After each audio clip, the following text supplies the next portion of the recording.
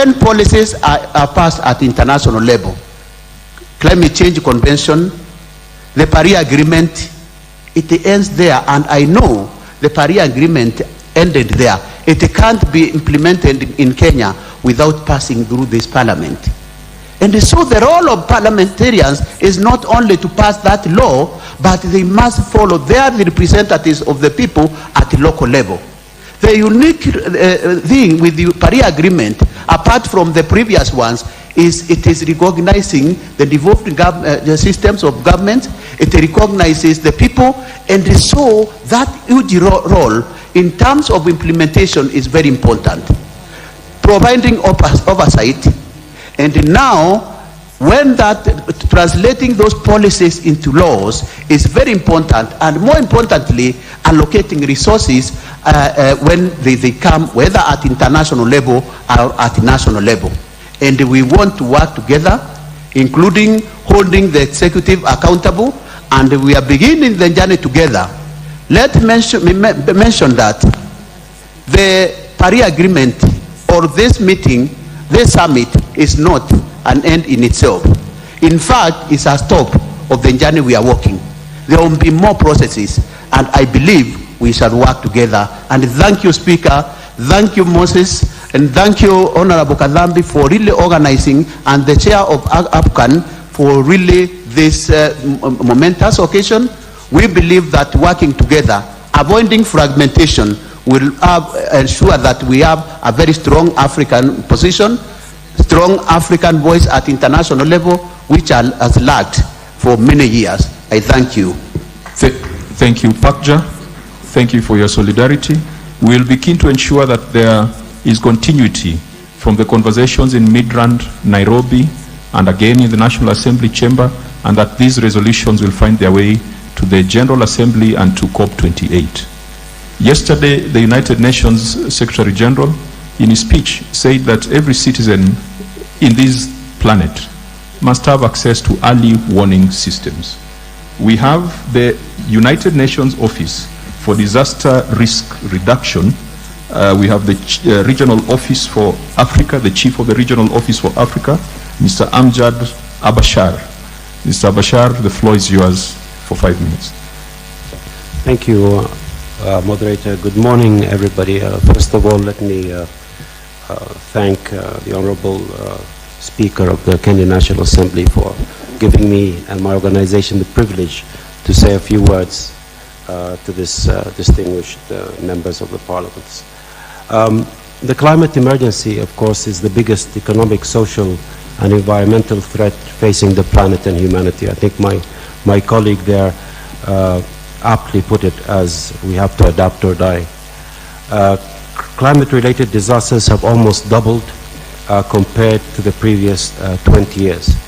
Our statistics here in Africa show that we have about 2 disasters a week. 90% of those are climate-related. These disasters are not necessarily the ones you see appallingly featured on screens, but they are often small, recurrent disasters that affect the livelihoods of communities and that at the local level. So obviously climate change is undermining our ability to achieve the 2030 agenda for sustainable development and the goals of the Sendai Framework for Disaster Risk Reduction. My organization, the UN Office for Disaster Risk Reduction, is the custodian of the Sendai Framework and is actively working to address the climate emergency using an all-of-society approach. The Sendai Framework specifically asks national parliaments to advocate with their governments to support the creation of national resilience mechanisms and strengthen disaster risk reduction and prevention through investments in risk reduction strategies. More recently, earlier this year, there was a midterm review that was conducted of the Sendai Framework for Disaster Risk Reduction, and it identified course corrections to address the systemic nature of risk. In other words, it underlines the interconnected nature of risk, and that we cannot deal with hazards or disasters in silos, but in a multi-hazard approach. Dealing with the systemic nature of risk, the midterm review of the Sunday framework also showed that it's very important to develop multi-hazard early warning systems and increase global access to disaster data. It also highlighted the importance of engaging legislators to enhance both legal frameworks for disaster risk reduction and ensure that there are resources to back them. Moving forward, my office will promote the scaling up of global efforts to enhance national and local capacities and policies to avert and minimize loss and damage. UNDRR is the co-lead, as the moderator mentioned, of the Early Warnings for All global initiative, which calls for everyone on Earth to be protected from hazardous weather and climate-related events by 2027. In this regard, I have to mention that a number of early warning situation centers have been set up at the regional level and sub-regional level, at the African Union level, here in Nairobi at the ICPAC Climate Center, as well as in West Africa at the ECOWAS Center. So the progress is being made in that regard.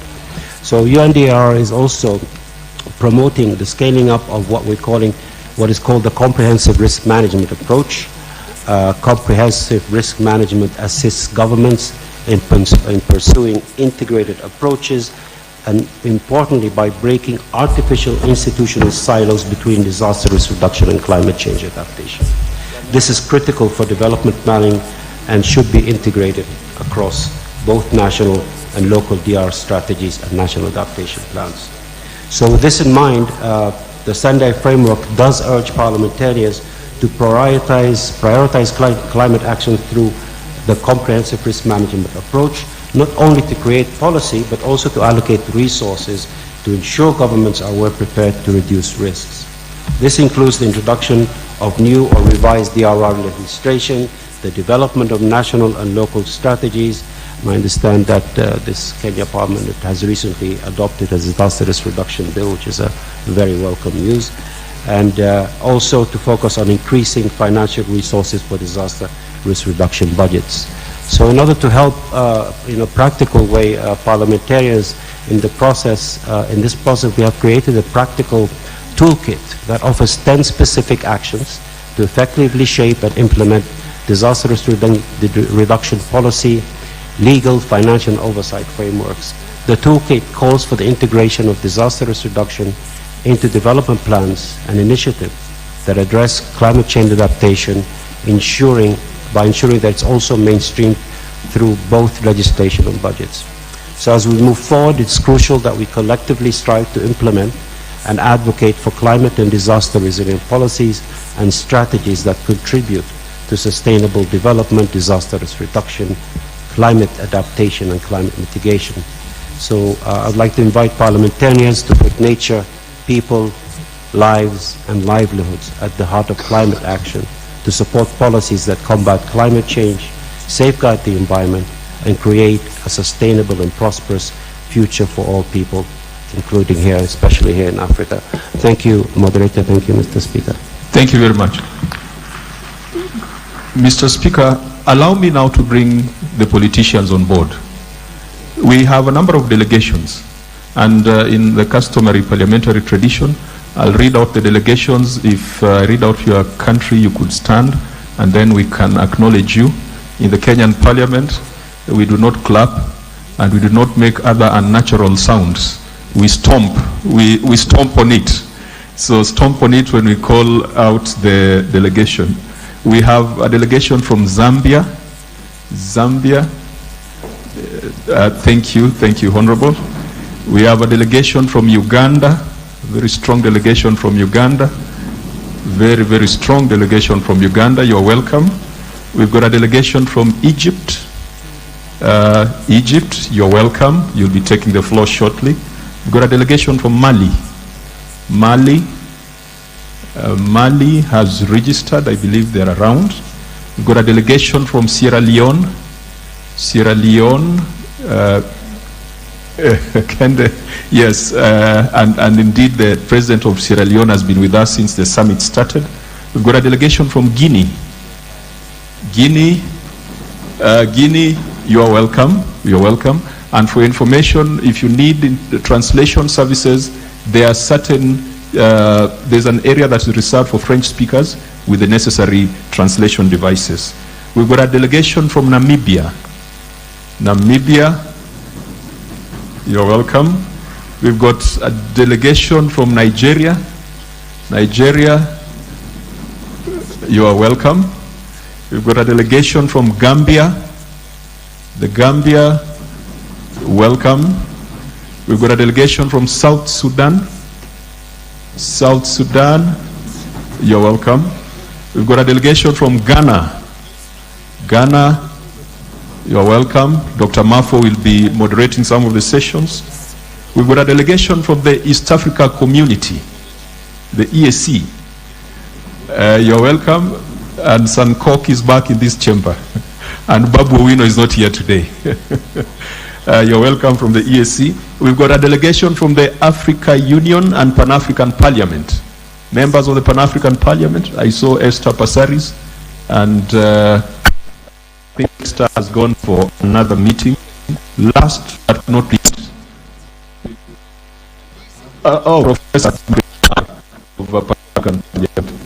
Last but not least, a delegation from Kenya, both National Assembly and the Senate, please be upstanding. These are the hosts and the ones who have put together this wonderful dialogue. You are all welcome, and I know other members will be joining us in due course. Right Honorable Speaker, at this juncture, allow me to bring the chair of the Senate Departmental Committee that is concerned with matters climate change and environment, the Honorable Senator Methu. The floor is yours for 3 minutes.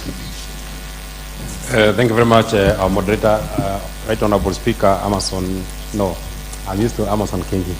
The Right Honorable Speaker Moses Masika Wetang'ula, please allow me to address when standing, because it is not customary for parliamentarians from Kenya to speak when they are seated. And I'm very grateful that I got an opportunity to speak for you. You know, I have a lot to learn from you. I tell you that when I become an accomplished legislator, I'll become Moses Wetang'ula. My name is John Methu. I am a senator from a county called Nyandarua. I am serving in the Senate, privileged to serve as the youngest senator. That is why I say that I have a lot to learn from Senator Speaker Moses Wetang'ula. I'll read something that myself and the team have put together. I'm deeply honored and privileged to stand before you today at this momentous event of the African Climate Summit Conference Parliamentarians Dialogue. On behalf of the Senate Standing Committee on Land, Environment and Natural Resources, I extend to each of you a warm and heartfelt welcome to the Parliament of Kenya. We have gathered here from across the continent and beyond, representing diverse backgrounds, profession, and expertise, all united by a common purpose to address one of the most pressing challenges of our time, global climate crisis. As we embark on this crucial journey over the next few days, I wish to express my gratitude to each and every one of you for your commitment to creating a sustainable and resilient future for Africa. The African Climate Summit Conference comes at a pivotal juncture in our shared history. The impacts of climate change are not just looming over the horizon. They are affecting us now with devastating consequences for our ecosystems, economies, and the welfare and well-being of our communities. It is urgent to call for action that we cannot afford to ignore.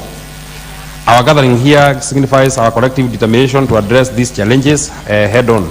Over the course of this conference, we will engage in thoughtful discussions, share innovative solutions, and forge partnerships that will pave way for a more sustainable and climate-resilient Africa.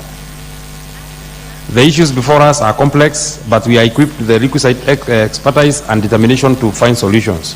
I want to acknowledge the invaluable contributions of all the experts, policy makers, activists, scientists, and advocates who have devoted their time and energy to shaping the agenda of this conference. Your dedication and passion inspires us all.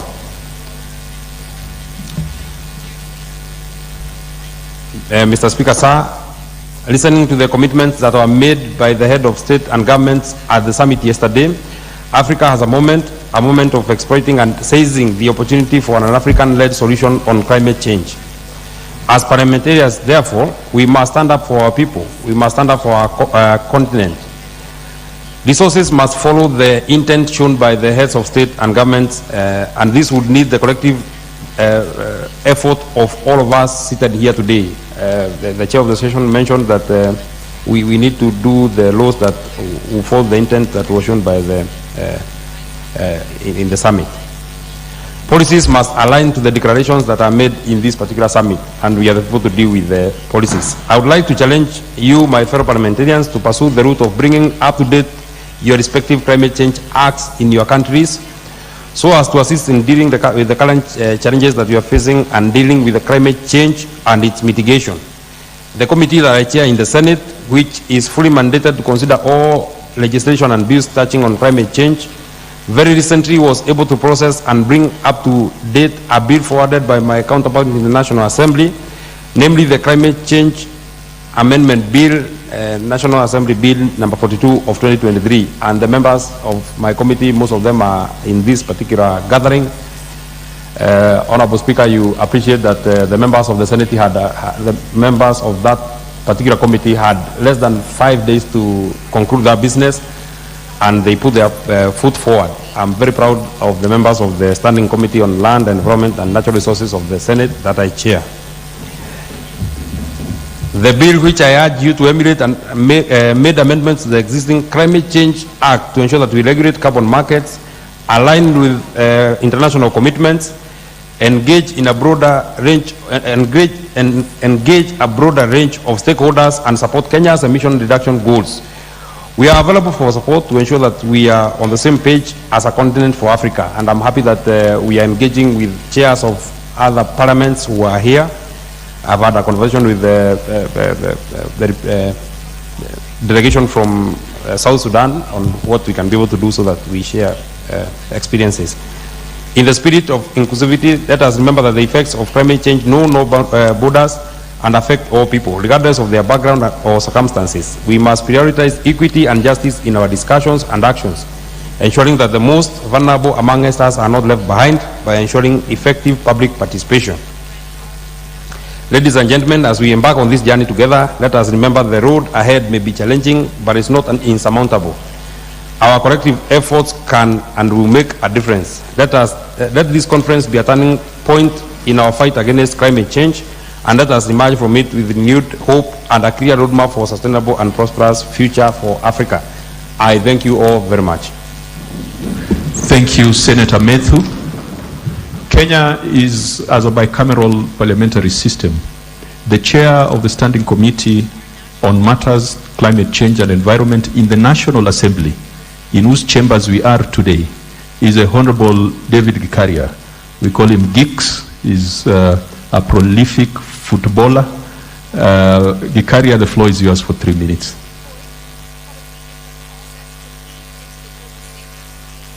Thank you, moderator. Sorry. Honorable Speaker, moderator, my colleagues, members of Parliament, ladies and gentlemen, my name is Gikaria David. I represent a constituency called Nakuru Town East in Nakuru County, and I'm privileged to be chairing the committee that is known as Environment, Climate Change, Forestry and Mining in the National Assembly. Honorable Speaker, allow me just to recognize a few members of my committee who are here. Please, let's stand. Members of the, thank you very much. We have Fatuma Masito, County Women Rep, Kwale, Gertrude Mbeyu, Women Rep, Kilifi, and of course, Mheshimiwa Joseph Emate from Turkana Central. Thank you, Honorable Speaker. Climate change is no longer a reserve of the academia, and it is now self-evident in rising sea levels and predictable weather patterns, higher temperatures, wildfires, deserts, encroachment, water scarcity, food insecurity, and the list goes on and on. It can't be ignored or wished away it calls for a corroborated action. The scientists have predicted and the indicators have shown that accelerated warming in the planet is now estimated at 1.5 degrees by 2030. In addition, most nations, that is the nationally determined contributions, are not sufficient to safeguard the 1.5 degrees goal. This makes challenge even worse. And Honorable Speaker, you remember since independence in this country, we have had the worst drought that affected this country in so many different ways, where so many people lost their economic earnings. Cognizant of the imminent impact, the effect of climate change, as parliamentarians, we have come together to ensure that the desired results for keeping the global temperatures at manageable levels are met. Honorable Speaker, if you look at what we have done in this country, the budgets that we recently passed and are now being implemented, is that His Excellency the President did actually allude to the fact that he wants to take matters of climate change seriously, and he actually doubled, almost tripled, the budgetary allocation to the respective ministries that endeavor to undertake environment and climate change effect. And we actually passed that just to showcase how important the President has taken this aspect seriously. We have come out clearly as legislators and Parliamentary Committee, whose role is to midwife legislative disclosure on matters of climate action, to reach out to the relevant ministries, experts, academia, shareholders, and our robust technical team of Secretariat. Honorable Speaker, we have a very good Secretariat that you have given to our committee, full of researchers, experts, legal experts on matters of environment, who do assist the committee to reach out on very informed decisions. This is because of the desire to have evidence-backed decision-making, as the role of science, data, and information in this fight can't be gainsaid. Honorable Speaker, as a committee, and the President has come out very clearly saying that this aspect of the way he will be working is no longer guesswork. It is determined, it is predictable through science, data, and information. As we think globally, I urge all of us to act local and include the excluded from the onset and through the processes. Honorable Speaker, most of the decisions that are done in big hotels, in big conferences, are only implemented at the grassroots. So it's important for us to consider the awareness at the grassroots level. And my committee, through the budgetary provisions that we gave, did add almost 100 million for the ministry to be able to go out there to the public and make aware of the laws that we have and the effect of climate change and their action, so that we can be able to improve on this.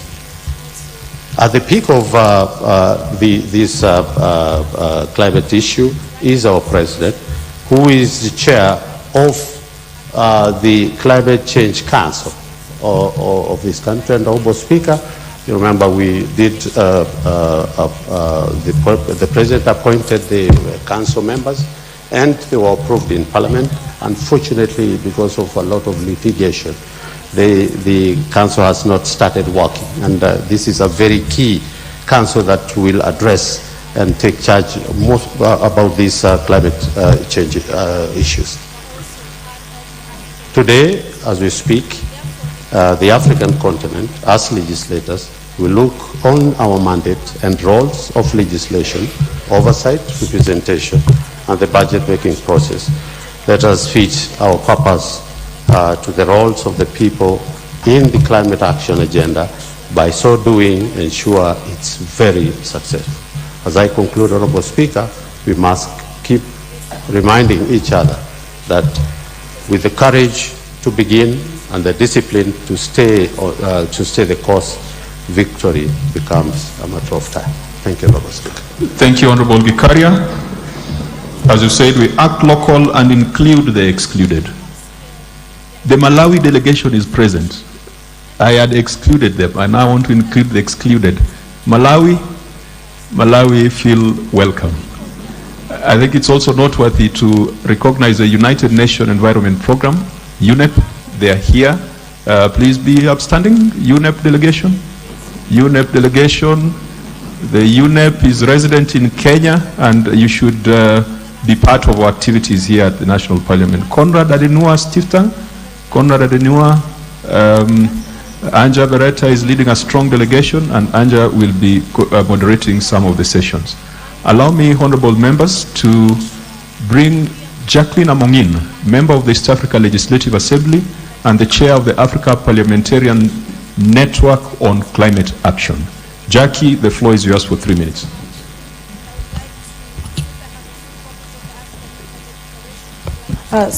Thank you, Right Honorable Speaker, and thank you, Senator Moses Kajwang.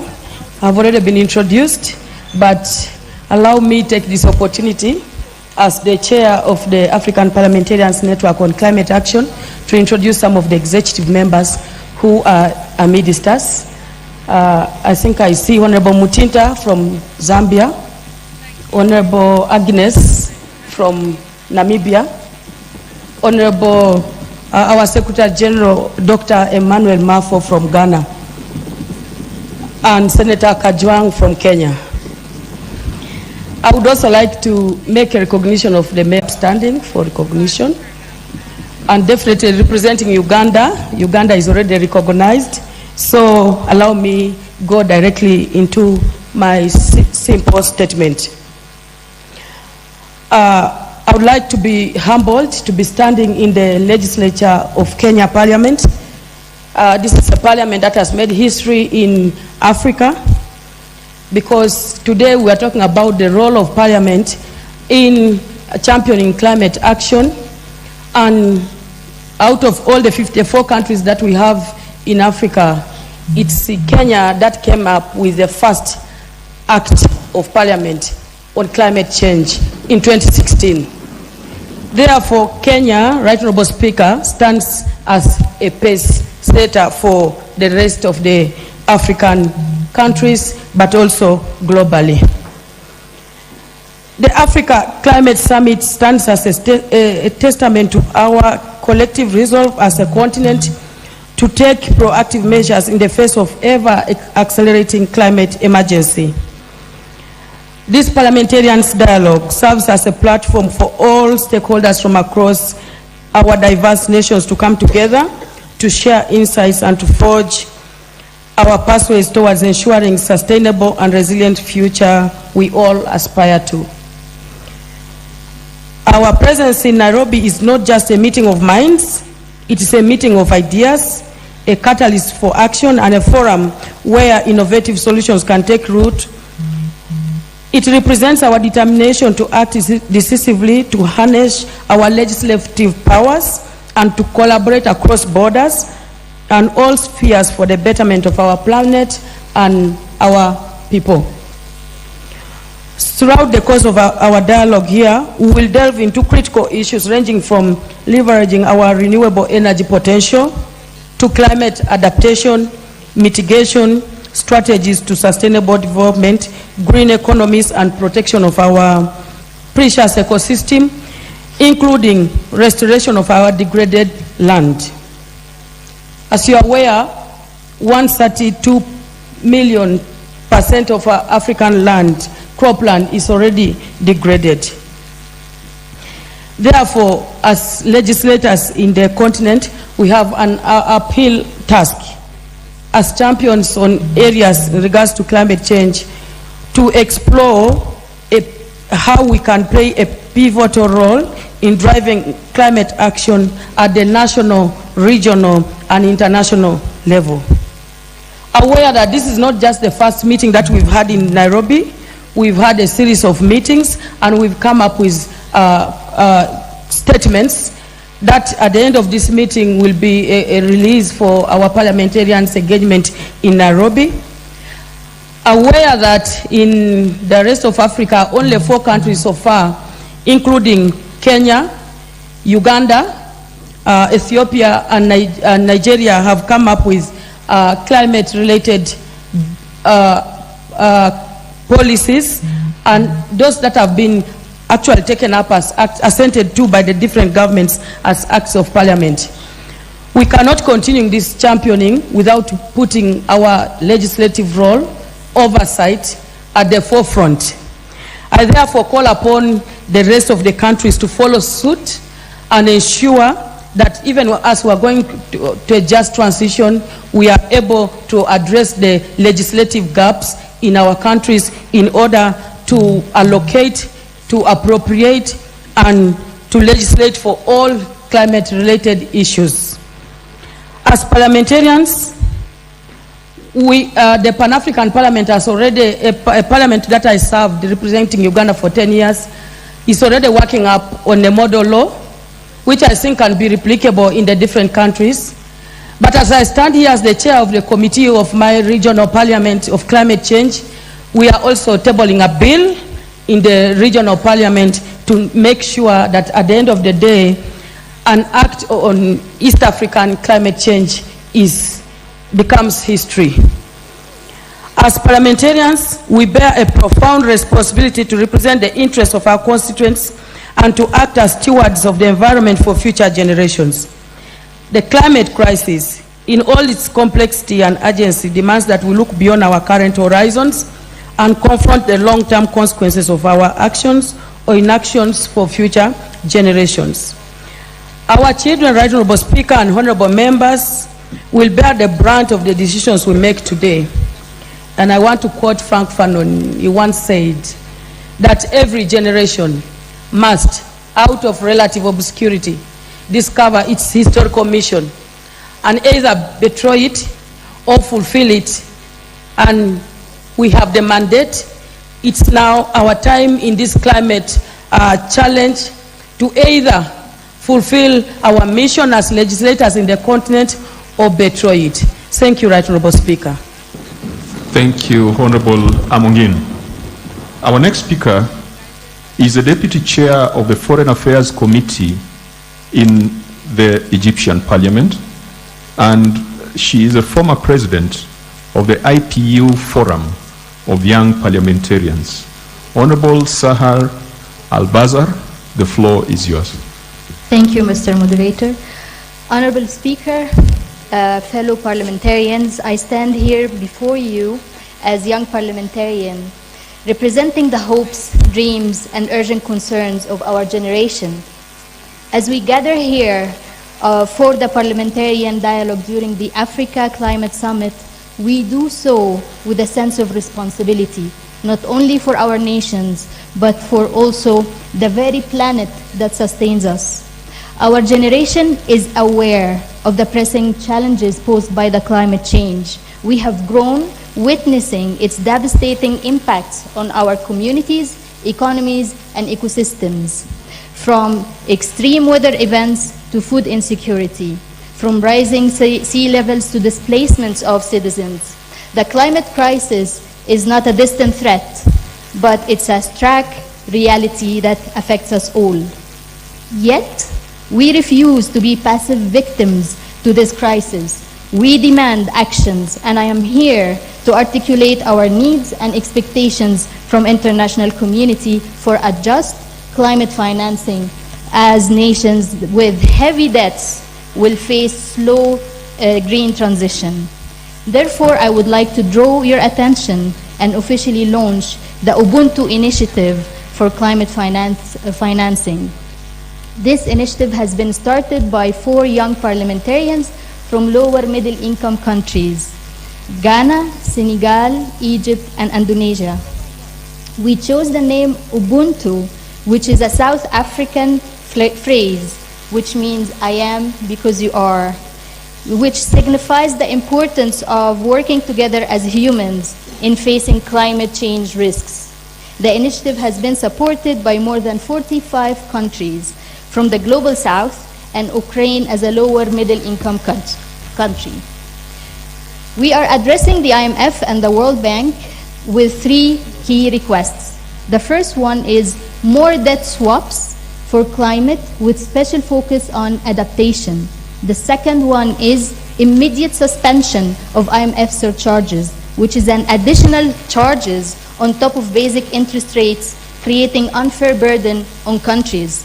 The third thing is creating a common framework for lower middle income countries similar to the G20 lower framework for lower income countries. In conclusion, dear delegates, our message is clear. We refuse to inherit a world scarred by inaction of climate change. We demand commitment, just financing, inclusivity, and collaboration. I invite you all to join, support, and endorse the Ubuntu initiative. Together, we can amplify our collective voices to drive great change. Finally, I extend my heartfelt gratitude to the Kenyan Parliament for hosting the parliamentary dialogue and fostering a global spirit of cooperation to tackle this joint and shared challenge. Thank you. Thank you very much. And indeed, we also extend our appreciation for being gracious hosts of the COP27 in Sharm el-Sheikh last year, which was the African COP. Just before I invite the speaker to make the keynote remarks, Secretariat, is it possible for us to listen to Nakeat Dramani Sam, who is the CVF Youth Ambassador, who will talk to us on the impact and importance of the CVF, or the Climate Vulnerable Forum for Future Generations. Is the video ready? If it's ready, we will take it for 2 minutes, and thereafter we will be inviting the Right Honourable Speaker to make his address. If the video is not ready, then we can play it just before the next plenary session. And therefore, honorable ladies and gentlemen, it is my pleasure to invite the Right Honorable Speaker of the National Assembly with a lot of humility, knowing that the last time I was in this chamber I was thrown out, and so today, Mr. Speaker, I come in peace. And the floor is yours, Mr. Speaker. Thank you very much, Moses Kajwang, my distinguished Senate brother. Honorable members of various parliaments, starting with our own National Assembly and Senate, and all other parliaments that have been acknowledged in introduction by the Honorable Kajwang. Allow me to welcome you to the House of Parliament, to the Republic of Kenya, for this very important climate change summit. The first in Africa, to convene in Africa to talk about Africa for the Africans. As students of history, you know, in 1896, a group of Europeans congregated in Berlin, Germany,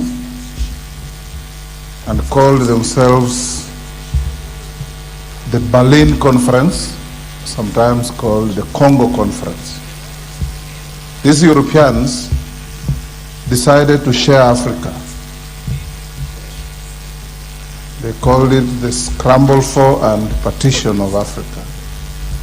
They shared Africa into many, many, many small countries and ended up giving the Congo as a gift, a personal possession of the King of Belgium. And there started the destruction of our continent. They embarked on violently uprooting communities in Africa, violently drawing boundaries, cutting off communities from one country to another. I saw my Ugandan friends here from where I come from. I'm a frontier citizen, and the majority of my relatives are in Uganda. Then they built railways running from inland to the coast everywhere. There's no railway in Africa that was built running from one landlocked country to another. It was all from inland to the coast, inland to the coast. They embarked on looting our wealth. The entire Western world was built on African sweat, on African wealth, starting with slave trade, slavery, colonialism, imperialism, and currently unequal terms of trade, where we give them our raw materials and take back finished products at sometimes 10, 20 times their original cost. I'm giving you this background to understand why Africa is where we are. We pollute least, we suffer most. And those who pollute sometimes have treated Africa with extreme dishonor. Those of you who are in Paris, and I was, after the Paris summit and the Paris agreement, the greatest polluter on earth, America, their president called the Paris Agreement a mischievous fraud. If you remember, President Trump, who embarked on reversing literally everything that Obama had done, called the Paris Agreement a mischievous fraud and threw it through the window. So as African legislators, representatives of the people of this great continent, even as we congregate to talk, sometimes you find when you withdraw to think deeper that we are alone and on our own. We get tokens not commensurate with what has been taken from us, not commensurate with what we deserve, not commensurate with equity, not commensurate with human dignity. So as you sit here as representatives of the people of this continent, having sat yesterday listening to our presidents from across the continent, speaking candidly, emotionally, and openly about our plight as Africa, I want to encourage us that we strive to move ourselves from a continent of despair to a continent of hope. Because the future is with us. The future is right here in Africa. There are three lungs of the world in terms of climate: the Congo, the Amazon, and the Borneo in Indonesia.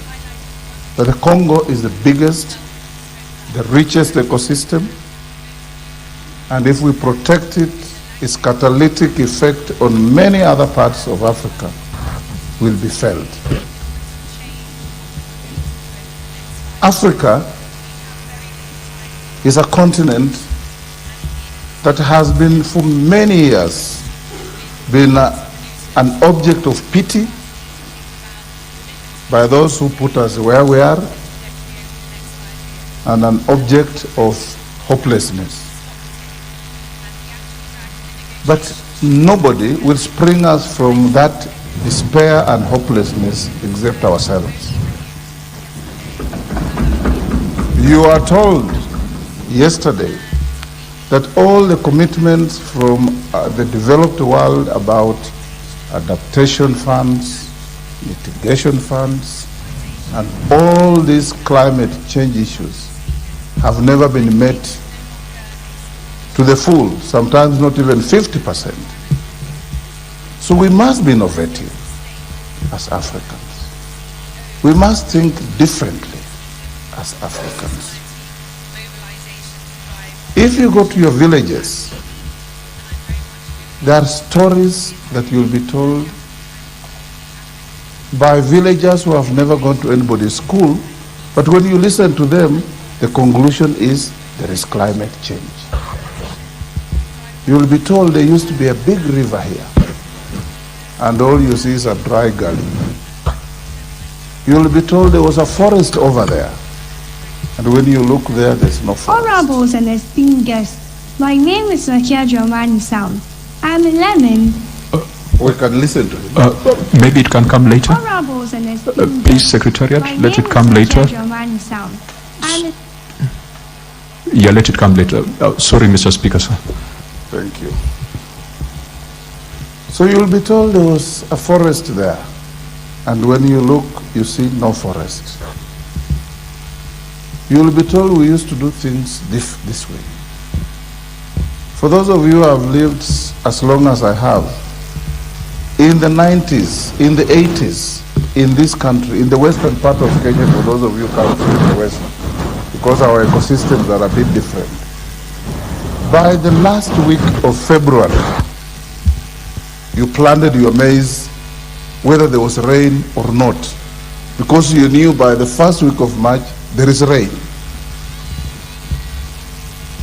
And the rains will find the seeds in the soil, they'll germinate, they'll grow, you'll harvest. Today, the rains don't arrive sometimes up to end of March, sometimes into April, sometimes not at all. Like we just went through the cycle of our worst droughts in 40 years as a country. And these changes, we are told, sometimes are because of human activities. We have also been told by those who believe differently that it's because it's the wrath of God and many other things. But we know the altruism is that the climate has changed and changed for the worse. And the genesis of this is human activities. We live as if there's no tomorrow. We pollute with total abundance. If you drive on the streets of Nairobi sometimes, as you drive, you see objects just flying out of people's cars. Packets of biscuits, paper bags of junk food, we just eat and throw them. And in the process, we are destroying our continent. But your role as legislators, you hold the pulse of your countries. The power of the pulse lies in Parliament.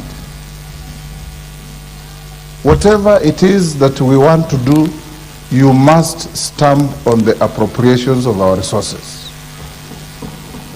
So I want to encourage you as parliamentarians to ensure that in your respective jurisdictions, you are appropriating enough resources for adaptation and mitigation programs on climate change.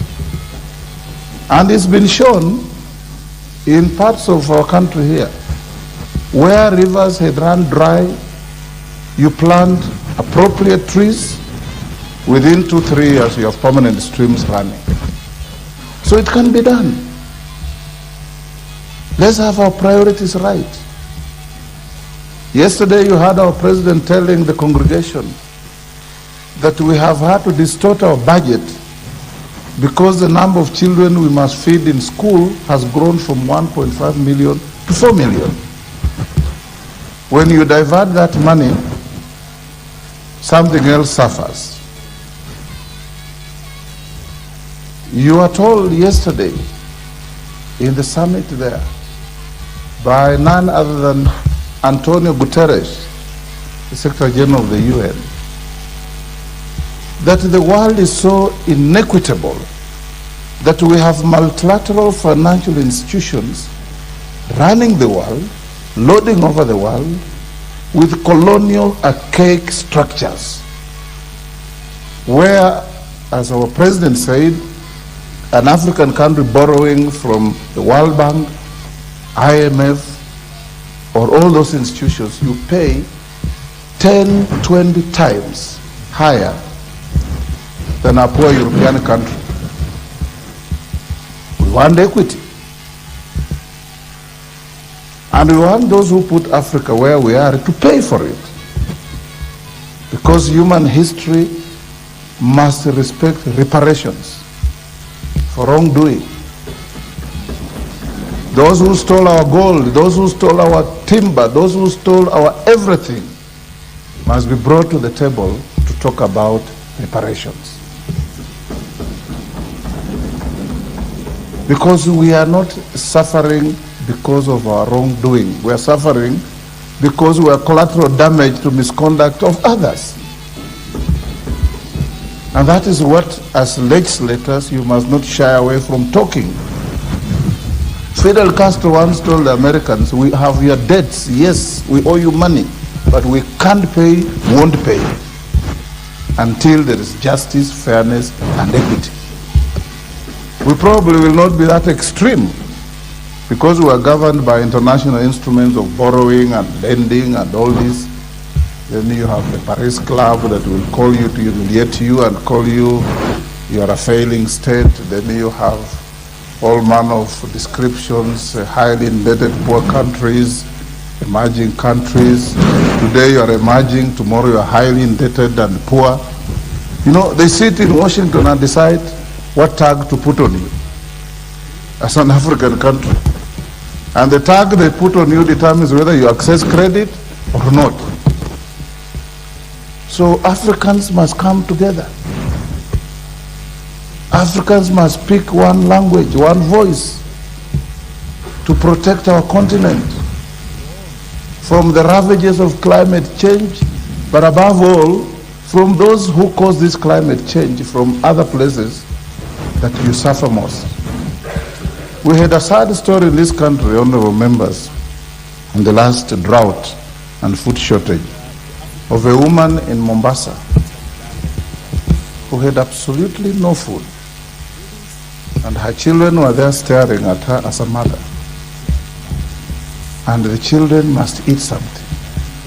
So she put a pan on fire, put water, and put stones and started boiling those stones with the hope that these children will sit hoping that the mother is cooking something for them to eat until they get tired and sleep for her to wake up the next day.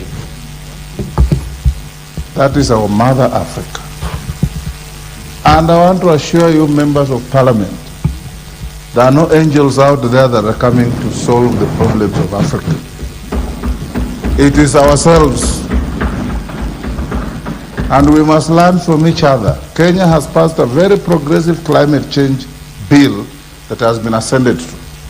The President of the European Union made reference to it yesterday. I want to encourage those of you, honorable members from other jurisdictions, we'll give you free copies to go with and see whether there are any things you can pick from there as a good precedent. If you improve on it, we'll also borrow back from you to improve ours even better, so that Africa can be in charge of its destiny. We used to be an agenda on tables of discussion. Eventually we crept to the tables of discussion. Now we are setting the agenda on the tables of discussion. And we must never look back. So, Senator Kajwang, as you discuss to come up with a parliamentary declaration from Nairobi, I want to encourage us that as members of parliament you hold very unique positions in our countries. Forget about our petty party differences. At the end of the day, when there's a flood hitting Malawi, it doesn't hit the opposition, it doesn't hit the government, it hits the people of Malawi. At the end of the day, when there is a ravaging drought, it hits all of us. On matters of climate change, I want to urge us to be fiercely and viciously patriotic to our countries, to our mother continent, so that if Kenya can help Somalia, we will. If Uganda can help Kenya, it should. If Malawi can help Zimbabwe, let it be, so that we be each brother's keeper. I want to finish by assuring you once more that Africa is not poor. Africa is a very rich continent with very poor people. If we take charge of our continent, our resources, statistics will show you that Africa has a share of only 5 to 6% of international trade. But the commodities for trade are from where? From Africa. Africa, like you are told, pollutes least, we suffer the most. The ball is in our court as legislators.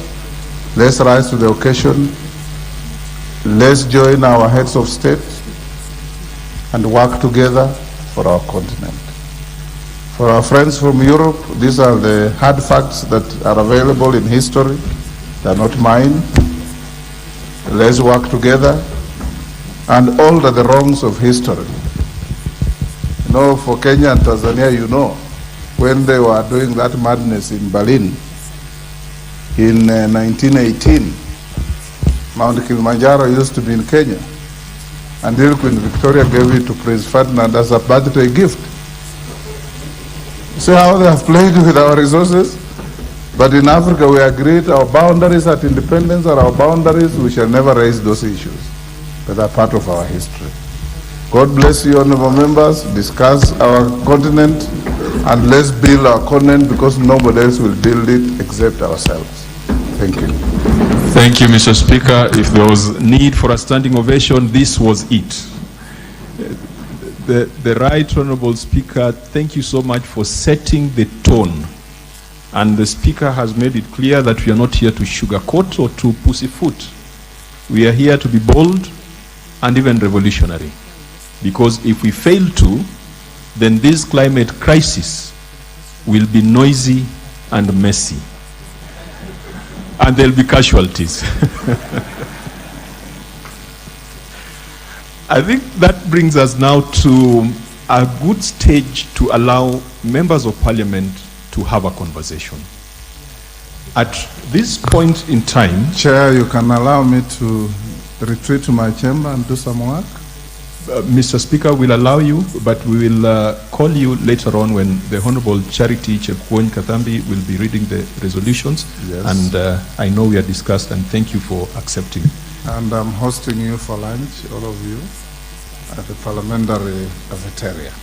As well as a cocktail for those with the appetite, later after the meeting. Thank you, Mr. Speaker. At this point, if the video from our youth ambassador from CVF is ready, we could take it at this point so that we can listen to Ms. Nakayet Dramani Sam.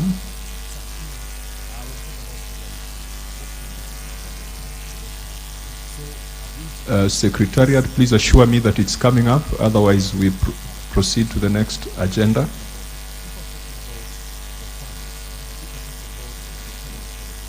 It's coming up?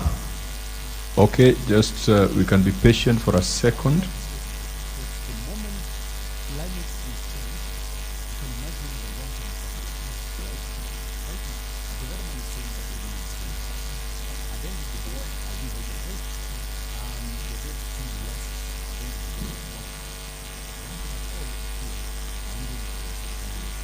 If it's a recorded video, we can then take it at a later time.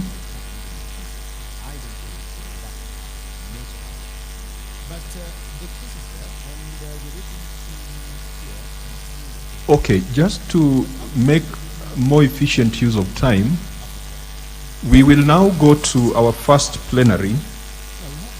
We will now go to our first plenary before we take our break. Okay, I'm told the video will come after. We will do our first plenary of the day so that we can have more voices and more faces in this conversation. Our next session will be on renewable energy, and it will be moderated by Dr. Joachim, Senior Policy Advisor in Broad for the World. I'm just reading it in Anglo-Saxon fashion.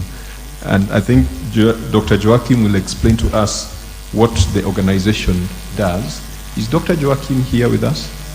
Yes. Dr. Joachim, so I want to request you to come and sit here where I'm sitting to moderate the next session where the panelists so the panelists who will join Dr. Joachim are Gubas Gonul, Director, Country Engagement and Partnership at IRENA. He's already taken his position. The next panelist is Babel Horn. He's already in position. Honorable Samuel Onugbo, former MP Nigeria. The Honorable, if you don't mind, you can cross over to the government side. That's the government side under normal circumstances. The Honorable Lawrence Songa. Lawrence Songa.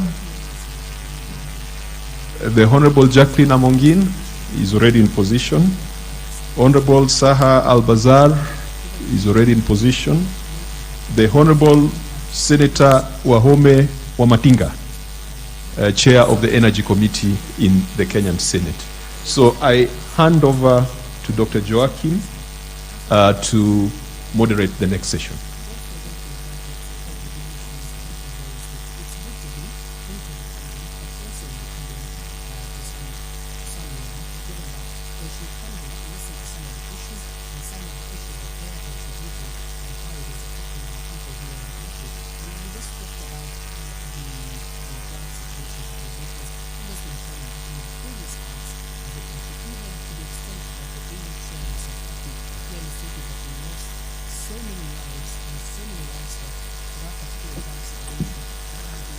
Thank you, Honorable Kajwang, for graciously opening this session and inviting me to moderate the next session. I'm really honored to be here and to be the moderator. Cannot really believe I'm even sitting here now in this very special place in the House. I was asked to explain what we do where I come from. I am based in Berlin, Germany, and work for a German development organization, Brot für die Welt. We are a faith-based organization and the largest development organization in Germany and even in Europe. We work with partner organizations from civil society and churches in over 80 countries globally. And me, personally, I'm heading the energy work of Brot für die Welt and work on energy issues with civil society for a very long time. So I'm very pleased to be here and to be part of this conversation because, as my colleague Mitika from PACJA already said, I think when civil society and parliamentarians work together, really special, innovative and new pieces of legislation and partnerships can come into being. And it's really a great pleasure also to be part of this African Climate Summit, and I really see a lot of dynamics coming regarding renewable energy, and it's a great pleasure to see how Africa is standing up to drive a new agenda. Without further ado, I would like to take the opportunity to welcome our distinguished panelists who will all share insights now on the importance of renewable energy, but also the challenges of it and potentials for scaling up renewable energy deployment in Africa on the local and regional level especially. And we are particularly keen now in this session to understand what challenges and opportunities they see, also from a global perspective what a tripling target, which is being discussed now, would mean for their respective countries, and what kind of partnerships, collaborations and shared learning could be useful in implementing this. So our first speaker, who will give opening remarks to this session and an international view and an update to the status of global renewables, is Renewable, the Director of Country Engagement and Partnership of IRENA. The floor is yours. Thank you very much, Moderator. Excellencies, distinguished member of the Parliament, guests. It's really a great pleasure for me to addressing you today and to give you IRENA's perspective of energy transition, but also some insights into African energy transition and some of the initiatives and platforms that we have created to work together to help the countries in Africa to achieve their ambitions for energy transition. Ladies and gentlemen, an energy system centered on renewable energy can help resolve many of the Africa's social, economic, health and environmental challenges. A profound energy transition is not only feasible but also essential for climate-safe future, in which sustainable development prerogatives are met through renewables-based energy transition.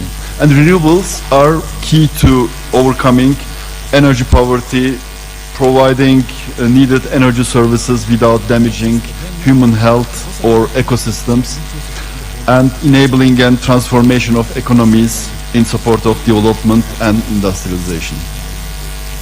Today, renewables are mainstream and growing year on year. And despite global uncertainties that we have been going through globally, renewables continue to be the cheapest source of power that we can get. Last year, renewable power additions grew by an incredible 81% of the overall net power capacity expansions globally. We estimate renewables created $55 billion in savings from global generation costs in 2022, last year. 700,000 jobs were added, bringing the global total to almost 13.6 million. But when we look at Africa, the rollout of renewable energy in the continent has not been at the desired pace to meet the needs of African countries. IRENA estimates that Africa needs around $70 billion annual investment up to 2030 for clean energy transformation and to keep up with the economic growth. Although Africa has 17% of the world population, it has only received 2% of the worldwide investment in renewable energy in the last 2 decades. And there are several reasons for that: the perceived or real risks for investment, regulatory environment, the capacities, skills available to support energy transition, or access to affordable financing to have this transition happen. And IRENA is working with several initiatives to support that energy transition. We had President RUTO 2 days ago launched a new initiative called Accelerated Partnership for Renewables in Africa. And energy transition has never been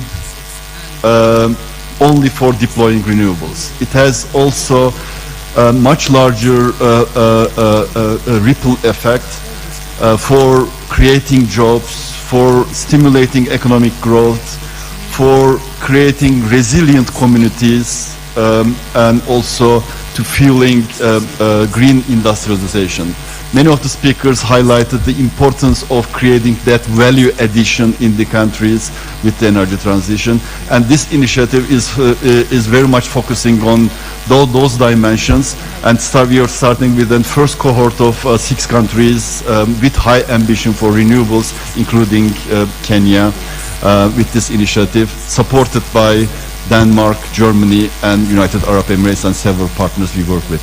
Also, another initiative we are starting at COP28. This is more about lives and livelihoods, and how we can put people and communities in the center of energy transition, and how we can integrate those renewable energy solutions into health and agri-food value chains, creating value, stimulating economic activity, and help alleviating poverty.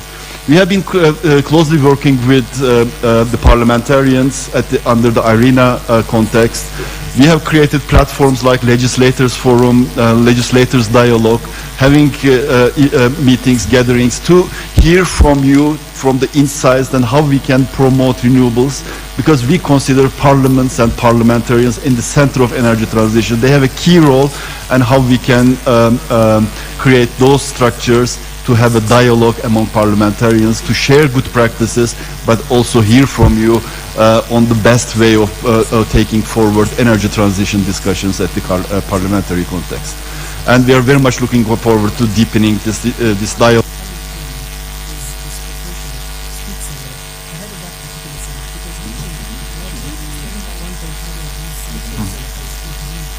Okay. Just to explain the system here, I'm sorry you were cut off now. We just implemented a timekeeping instrument here, which is this flashlight that I was just explaining how it works. It is green for the first 3 minutes that you are talking, right? And then after 3 minutes it turns yellow, and like 20 seconds before the 5 minutes that you have are up, it will turn red. Just for you to see, but I didn't explain that beforehand, so we'll give you a bit of time to finish your presentation. Sorry for cutting you off. No problem. I was almost at the end of my intervention. I was just saying that we are very much looking forward to deepening cooperation with the parliaments and parliamentarians, because they are extremely important player in our discussions, and how we can promote and advance energy transition discussions in the parliament, and creating the right enabling frameworks and right initiatives is extremely important, and we value that cooperation. Thank you. Thank you very much, Mr. Gonu, for your input. We heard very well how important the role of renewable energy is for development, and for poverty eradication, energy access, and that renewable energies are becoming mainstream globally, but yet for Africa, more pace in the deployment of renewables needs to be developed, and people need to be put in the center of the transition. And I know that Honorable Bärbel Höhn puts that very often in the focus of her speeches, to put people in the center of the transition. So that leads me to her, and I welcome her to give her input now. The floor is yours for 5 minutes. Thank you, Joachim. Before I start with maybe my experience from Africa, I would like to tell you some data from Germany and the conclusion of that. So 2 years ago, we had a new federal government in Germany, and this government was very engaged with renewables. So they eliminated blockades and obstacles and bureaucracy, and we can now see the result, because renewables are expanding. For example, in 2022, nearly 10 gigawatt were installed with the renewables in the last year in Germany. 10 gigawatt in 2022, and that's really a huge number. New installed renewable energies, most of them photovoltaic. And the first 8 months of this year till the end of August, 9.5 gigawatt were installed, photovoltaic, wind turbines, renewables. That means in this year we will have more than 10 gigawatt installed in Germany in 1 year of renewables. And that means that we had in the first 8 months of this year, 59% of our electricity mix is coming from renewables. And that's a big number, because we produced about 300 terawatt hours in Germany in this 8 months. And that's a tremendous number. So what I would like to say, we are doing not enough. We must be more ambitious in Germany, but we are on track. And what I would like to say is that in some sectors we are doing nothing, and especially in the transport sector. I think it's very important if the minister of this sector is really interested and engaged, or if not, or if he is very close to the fossil industry and fossil vehicles. And we can see that in the transport sector. So that means, as conclusion, most important is the political will. The political will is most important, not only in Germany, but in all countries I visited. And when I worked here in Africa as special representative for energy in Africa, I visited 15 countries, and I think there are 3 very important points, and I would like to debate with you. What do you think about that? Are the really very important points? To my view, they are very important points. The first one is training. We need to train the people. We have the same problem in Germany. We have the same problem in every country. But we need vocational training, not only academic, but vocational training, praxis training, experts that can install photovoltaic, experts that are really going to the ground, going to the households and are installing photovoltaic or wind turbines. We have in Germany something like the dual system, practical training in companies and added theoretical training in schools. And that was a good idea in Germany, but as I said, we need young people who are interested and work in the sector, and that means for the society that we must recognize that these professions are very important for the state, for the inhabitants. It's not only the academic professions, but also the very practical ones. Second, to me it's very important, when we are talking about renewables and decentralized renewables, we have to go to the ground. And the ground, there are the people, there are small and medium-sized companies, there are municipalities, there are cooperatives, and we have to work with them together, because one of the main points is good maintenance. When we are installing decentralized systems, it's not only the installation, but also the good maintenance and the sustainable operating system. And that's why we need the local entrepreneurs, that's why we need the local level, and that's why we need a bit knowledge, because we need also good quality of the hardware. I'm sorry, the time is up, but of course I'm happy to give you another minute to finish your talk. Maybe. Oh, okay, I was the first one. I have to learn about that. So only the last sentence, we have to look for financial systems that included all these ideas, especially of maintenance, because otherwise we will fail. And we can talk about these financial systems in the debate. Thank you so much. Thank you very much, Honorable Bärbel Höhn, and since I also come from Germany, I can copy every point you made. I experienced as well in the photovoltaics industry how important it is now to train people to go to the ground and have different financial systems working. Thank you very much. Now we come further to honorable members of parliament from the African continent, and it's my pleasure and honor to invite Honorable Biyika Lawrence Songa. He is a member of parliament from Uganda and chair of the Climate Change Committee. The floor is yours, if you like. Thank you very much, moderator. My name is Biyika Lawrence Songa, the chair of the Climate Change Committee in Uganda, and I'm happy that we have a big delegation here led by my deputy, Honorable Jacinta Atuto. They may stand. A big delegation from Uganda. Thank you.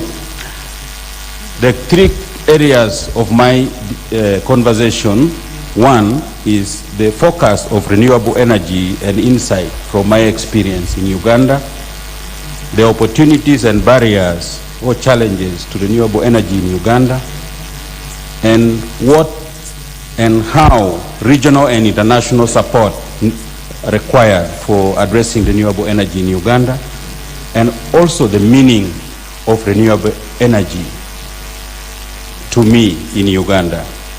I want to start by saying that the increasing awareness of the dangers caused by climate change has made renewable energy a focus, and has also caused many countries, including Uganda, to start talking about transition to renewable energy, low carbon economy, and also replacing fossil fuel with renewable energy.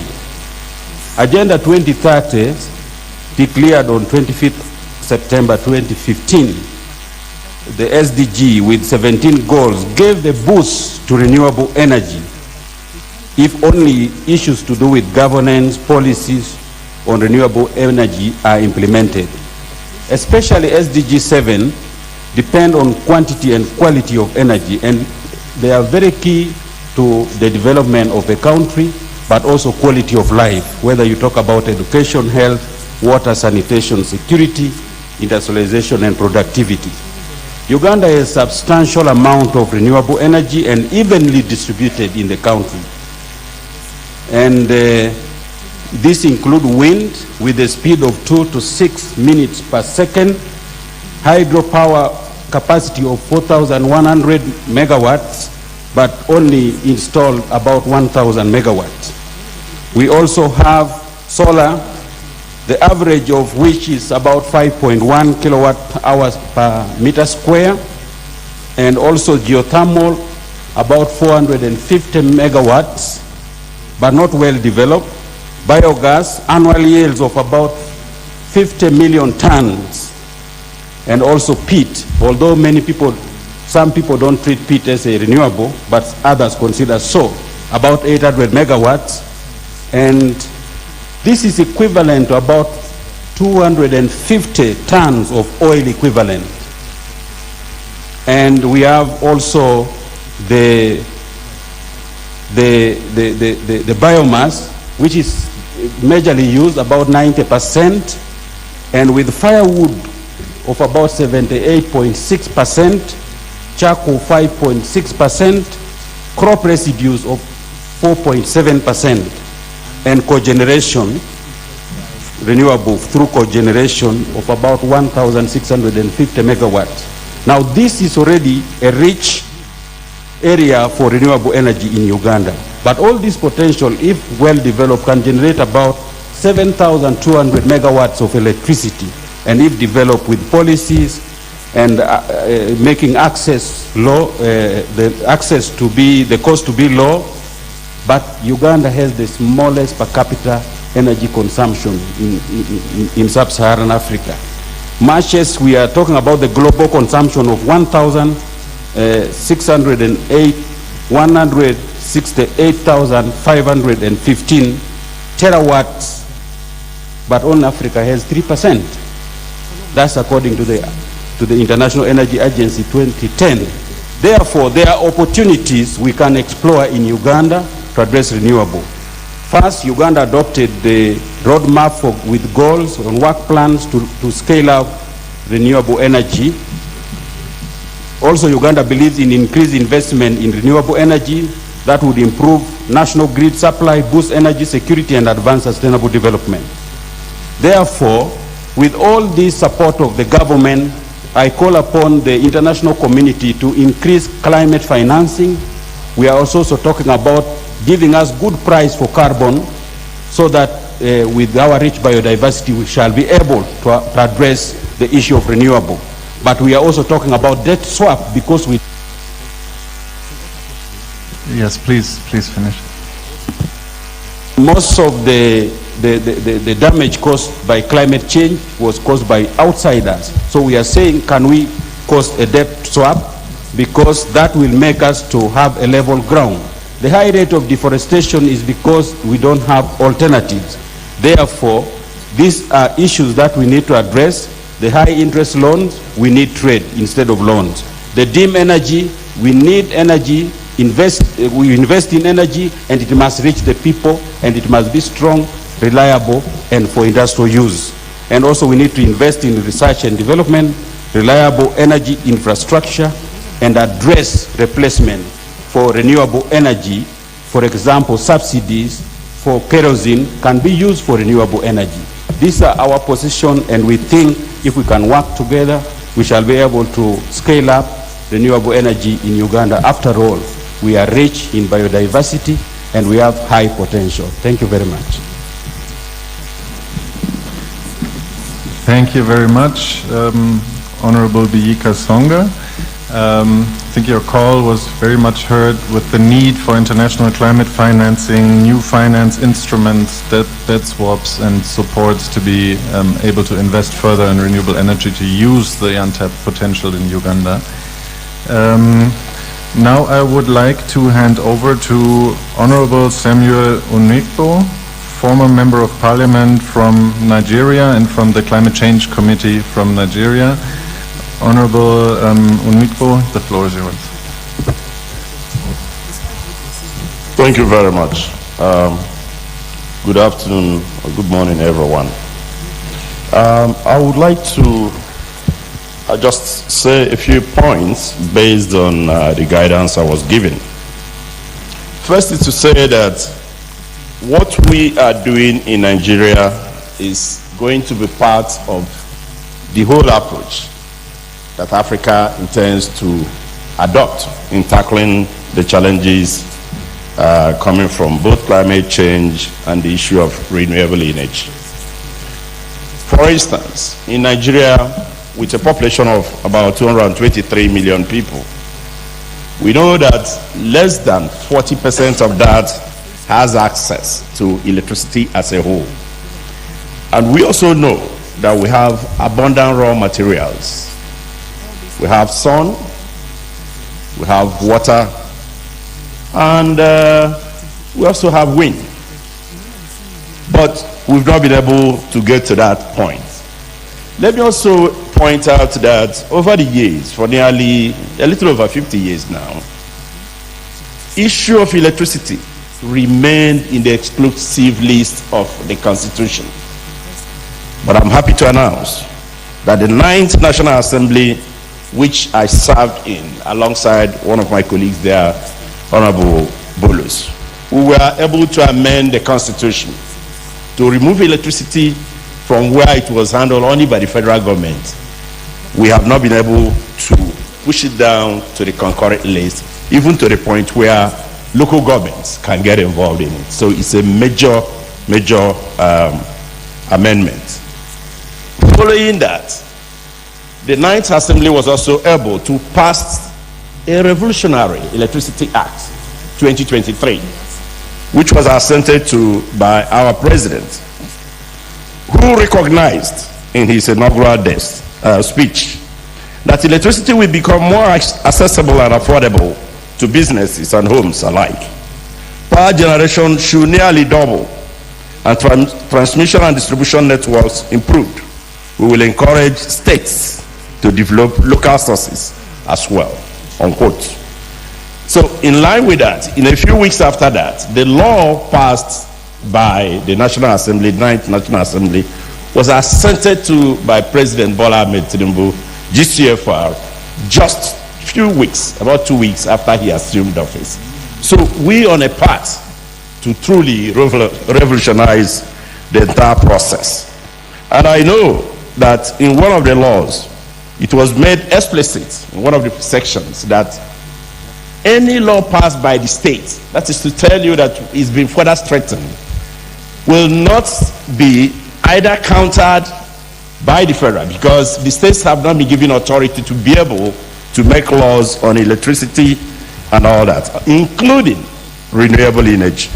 So when you look at this together, you would then find that we have taken the proper step towards meeting our electricity needs, taking into consideration the contributions from renewable energy. And that is very, very, very important. Let me also add that in the whole nation, The local governments we have is 774, and we have 36 states. So this law, in line with the Climate Change Act, which by the grace of God I sponsor, which we passed in 2021, and it was assented to.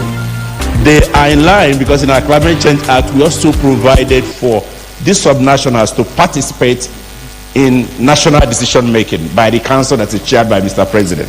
So we have now seen that this law, Electricity Act, is also in tune, it's in line with the Climate Change Act. So we are now going to be able to take advantage of our population, available materials or raw materials, and also the fact that we have a huge market. I've seen the lights, taking a different position, so I should be moving faster than before. But let me say that Nigeria has over 60% youthful population and lack of electricity access to over 40% of its estimated population of 223 million, with abundant raw materials of adequate sun. Again, of course, you have a minute to finish. Thank you. Of adequate sun, wind, water, etc. is ready market for investors in renewable energy. Let me conclude by advising investors, and of course this includes Nigerians. And let me digress a bit and point out the fact that in our telecommunications privatization, it is driven by an African approach, because when we called on international telecommunications firms to participate in it, they were reluctant. But it was the local, let me call it African company, the MTN, that joined forces with us and now use that position to leapfrog. So I see that this is also going to happen with our renewable energy experience. I therefore use this opportunity to invite not only the international community, but our fellow African brothers to work on this and achieve it. Let me also thank this wonderful, great parliament for affording us this opportunity to share these ideas. Thank you and God bless. Thank you so much, Honorable Samuel Onukwu, for your insights on this on recent legislation in Nigeria. I would now like to hand over to Honorable Jacqueline Mongin, Member of Parliament from Uganda and Chair of APNC. So, Honorable Jacqueline, the floor is yours again. Okay, thank you so much, our moderator and honorable members present here. Already my chair of the Committee of Climate Change of Uganda, Honorable Lawrence Nsonga, has effectively talked about Uganda, and mine would be to just add a voice on what Honorable Lawrence has talked about. I would like to also emphasize on the fact that Uganda is rich in renewable energy resources, including hydrogen power, biomass, solar energy, geothermal peat, and wind. And therefore, many renewable energy resources that can be used for energy production. Although I would state here that Uganda has not yet tapped its potential in regards to this direction. Uganda has also put in place policies that could be related to championing renewable energy in the country, including Uganda adopted in 2002 different policies that could be related, including the climate change policy of 2015 and all the other policies that have been addressed by the different have been addressed differently in Uganda, including Uganda being part of the energy for all, and all the other instruments that have made Uganda to redirect its engagement in regards to promoting renewable energy. Of course, there are so many opportunities in Uganda. As you are aware, 26 million people are not yet served by power.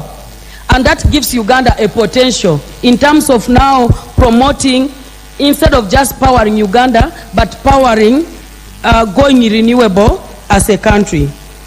it is among it's among the access deficit countries in Africa, and I think this gives Uganda a very good strategic ground in terms of promoting renewable energy.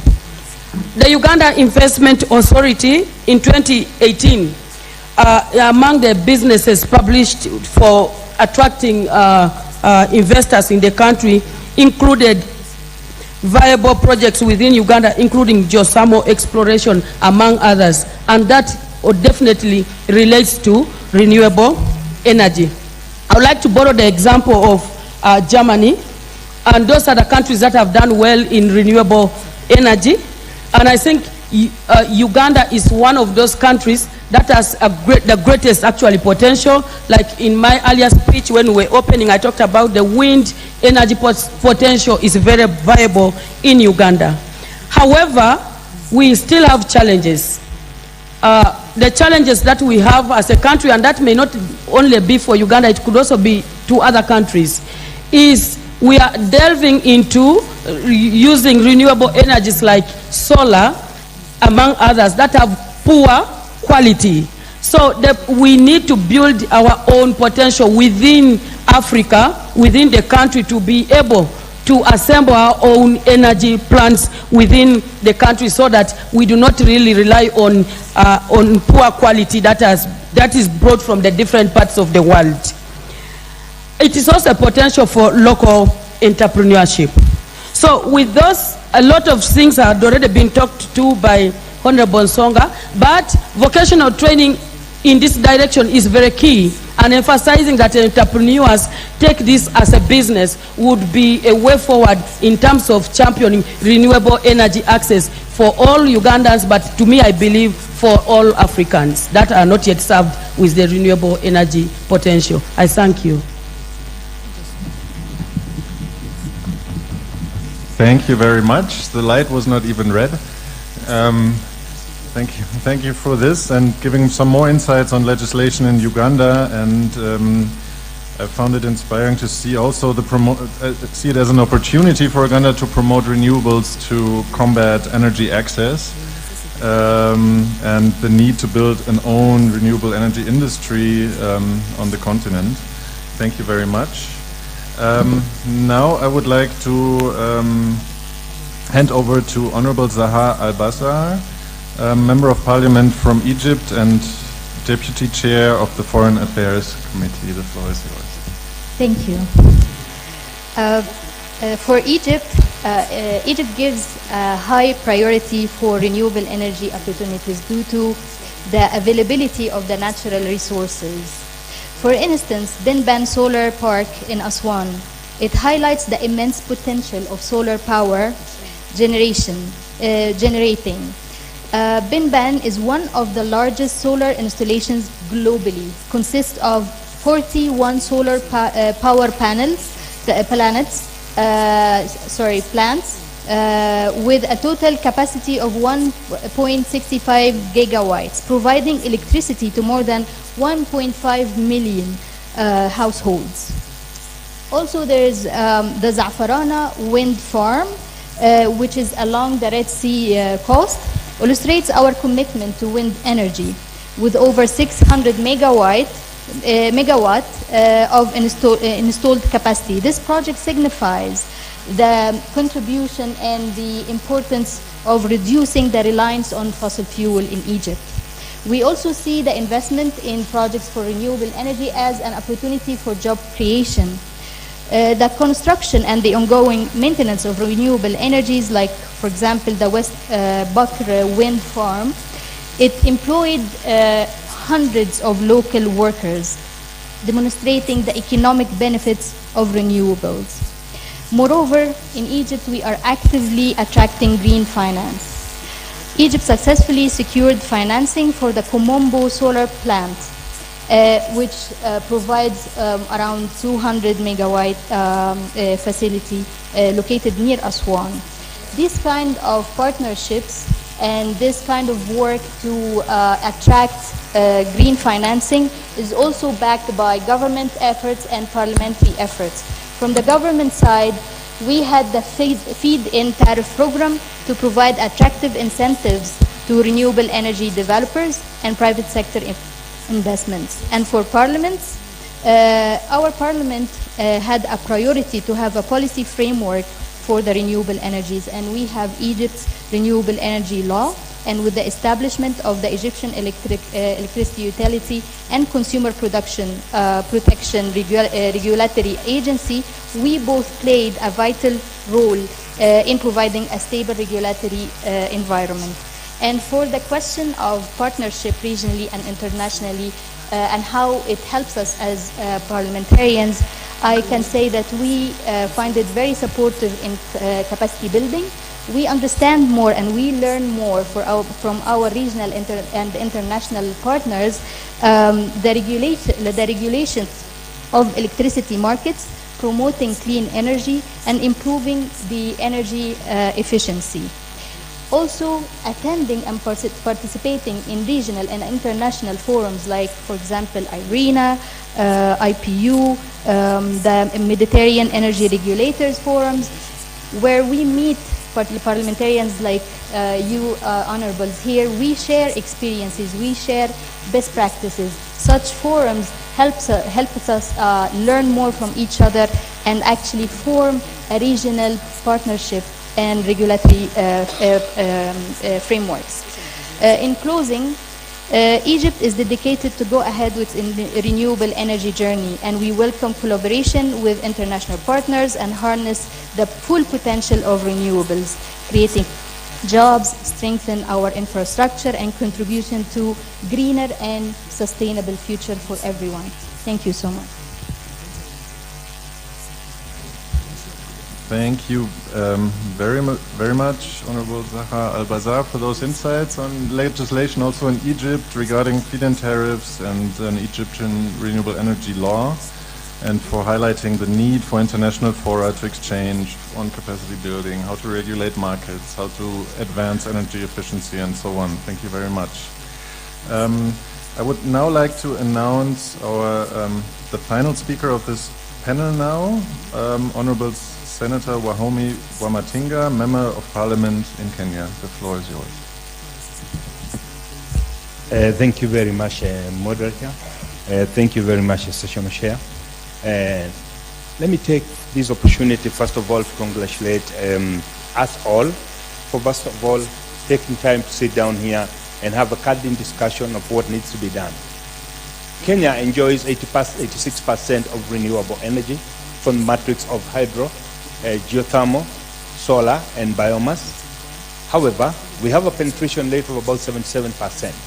This could be very deceptive because we still have not generated enough to feed our industrial development as envisaged in the Vision 2030. However, from the amount of energy that's generated, we have only about 24% being not renewable, but these cost about 70% of the amount spent on energy. I would want to maybe digress a bit and look at the PPAs, which are the major providers of energy, and look at the financing models. And I want to borrow heavily from what the speaker said. We know that most of these PPAs are financed by money borrowed from the World Bank, from other institutions, international institutions. These are pension funds from developed countries. I would want to challenge ourselves as African legislatures. It is time that we remodel our pension funds. It is time that we look at our financing model so that we do not use our investments to grow foreign pensions, but we should do that to grow African pensions. I want to take an example of this country. It takes a whole 13 years for you to get a license to produce power. This is very unattractive for any pension fund that would want to invest in that sector. And therefore, my challenge to all the legislators in this House, let us relook at the laws governing some of these models so that we can use that opportunity to ensure that it is the African pensioners who benefit as opposed to the currently considered PPAs where most of the monies are borrowed from pensions in the Western countries. My fellow legislators, we did indeed in Kenya pass a climate change amendment bill in a record 3 days in the Senate. I would want to believe we can do more for us Africans. I would also want to see us discussing more about technology exchange within African institutions, building the capacity so that we stop the over-reliance of this mentality that the Western must do it. Yes, true, the polluters must pay. But as we do that, we must also look at the practices that we can introduce in our countries so that how do you call it? So that the way we manage our power, the usage of power, it is done in an environmental sustainable manner. It is the responsibility of we as parliamentarians to educate, to conduct civic education, because there is a lot that we can do. We've learned in the last couple of decades, climate change has mostly affected African countries. It is the high time that now we look at laws that will govern us as a continent without having to over-rely on the Western dominance in moving this continent ahead. My fellow legislators, my challenge to us all, it is time that we came up with discussion about the cooperation within African nations, how we can do to develop regional power blocks within Africa, which we must not trade using dollars, which we can exchange, we can do better trade, so that the over-reliance on dollar does not kill our economy.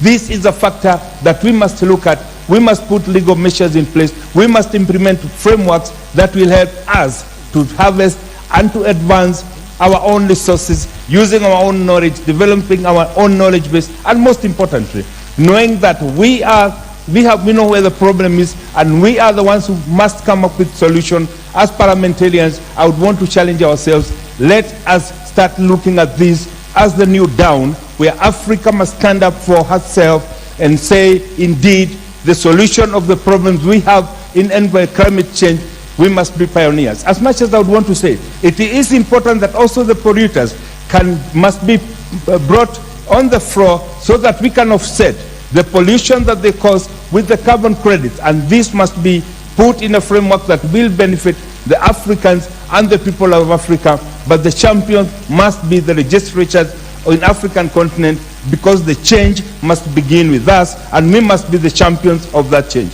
Chair, I submit.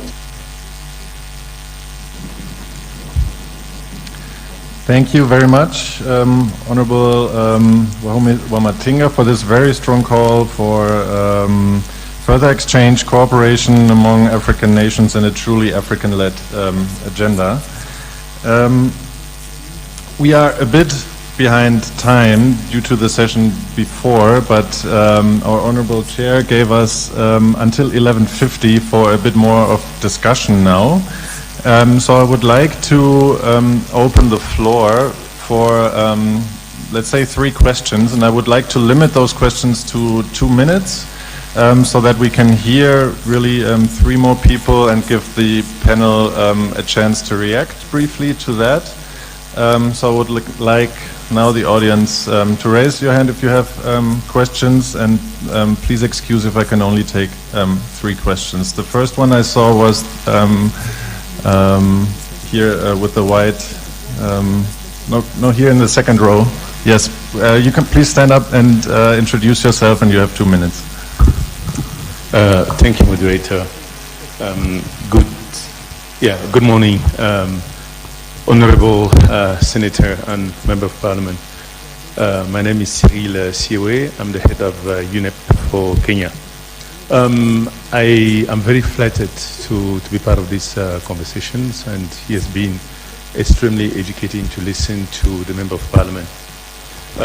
Yes, you're fully right, Honorable, to say that capacity building is very important, that we have to train, and not only academic training, but practical training.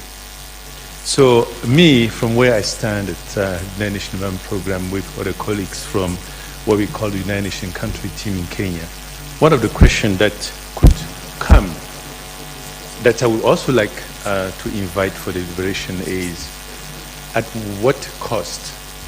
Let's take the example of renewable energy and green transition, since this conversation and part of this conference agenda is on green transition. The cost of electric car, which is something that will probably be debated in this August room, is it something that is sustainable for average Kenyans or East Africans? If you take the medium-sized car, which is currently being produced in Rwanda, the car goes for 70,000 USD. And if you take the average profession, which is a teacher or a medical doctor, how long it will need to put aside to be able to buy this car and be part of the energy transition? What I mean here, moderator, is how can this opportunity be also a platform to have that type of conversation and to agree as a continent and to agree as an actor, as though we set the framework, what type of enabling, what type of incentives can we put forward this conversation? We understand the pro and the cons, and therefore we create enabling environment for industry and for private sector to be part of that conversation. Thank you. I'll stop here. Thank you very much for highlighting the need for an enabling environment and making those technologies really affordable for people on the ground.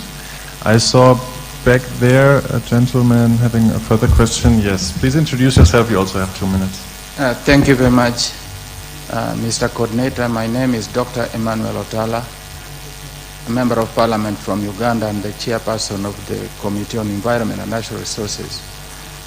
I am not asking a question, but I want to, first of all, subscribe to the submission of my honorable colleagues from Uganda, the Honorable Lawrence Songa and the Honorable Jacqueline Amongi.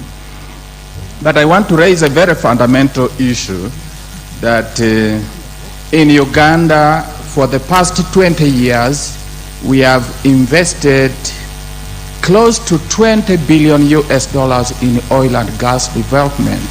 And I'm happy that the conversation that we are having right now is in respect to a transition to clean energy sources. And I want to observe that the developed countries that contribute much of the carbon causing the rise in climate and overall climate changes are still continuing to invest in fossil fuel development. For the past 20 years, the developed countries have made it difficult for Uganda to develop its oil and gas. And what I'm saying is that with our investment and in view of the fact that a transition is going to take some little bit of time, I am raising a controversial issue that Uganda will continue to develop its oil and gas in view of that, unless the main polluters compensate us and tell us that yes, now with the investment that... I'm sorry, can I just finalize on that? Just briefly conclude, please. Thank you. If we can be given a reparation for our investments so far, because they are the ones who have made it difficult for us to get our oil out of the ground, I must say that we must strike a balance between transition and developing oil and gas. Thank you. I submit. Thank you very much for your point on investments still going in oil and gas and this argument of needing, of striking this balance. I saw one gentleman over here. You have the floor for 2 minutes and then we give the panel the possibility to react.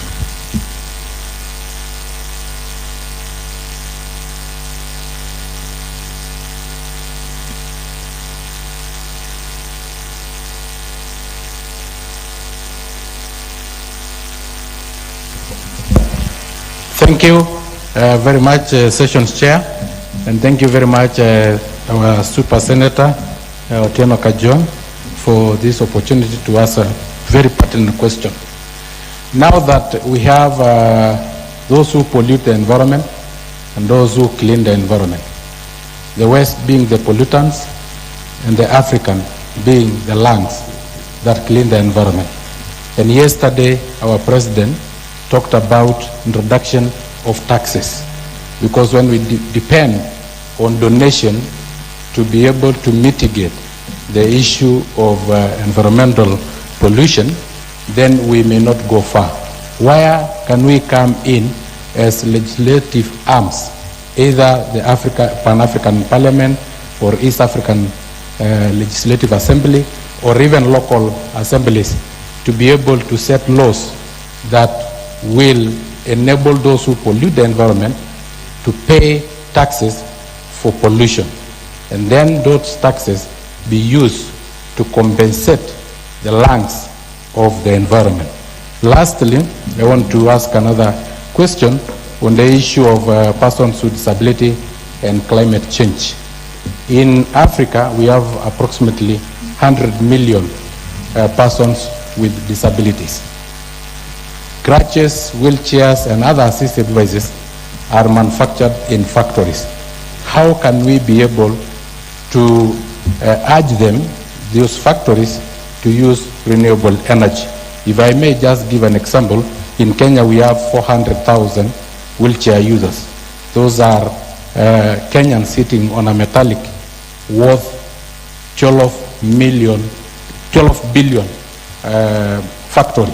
So how can we come in to be able to use renewable energy in the manufacture of assistive devices for persons with disability? Let us not leave anybody behind. Also, persons with disability should be involved in this climate change summit. Thank you. Thank you very much for raising those points on the need of new taxes, and also to leave no one behind, and see how also people with disabilities can be taken on board of this transition. I would now just give the panel the chance for very brief reaction, maybe 1 minute per person, and maybe you can focus on one of those issues raised in your intervention. And I would like to start with Honorable Onwikbu, since he's there in line, and then go one by one of the speakers. Thank you very much indeed. I listened to what Dr. Otela said when he was talking about the cost, about $70,000 US to acquire a vehicle or so. All I would like to say is to encourage us as a people, as a continent, because we know the disadvantages we have faced over time. For instance, I mentioned the successful partnership or collaboration between a company from South Africa when nobody wanted to, deal with us when we were privatizing the telecommunications industry in Nigeria. It was an African company that came, and then it turned out to be a gold mine. So we can work together. The cost of telephone, 3310, they call it, was 30-something thousand, 52,000. But over time, with increased number of people purchasing, improved technology, the price just dropped. I have no doubt that that's where we're going to go as we are talking about renewable energy. Thank you very much. Thank you very much. Yes, very brief. The problem is, when we are investing in photovoltaic, we have to spend at the beginning a lot of money, and in the operating time it's cheaper. But how can we get this money at the beginning? That is a problem.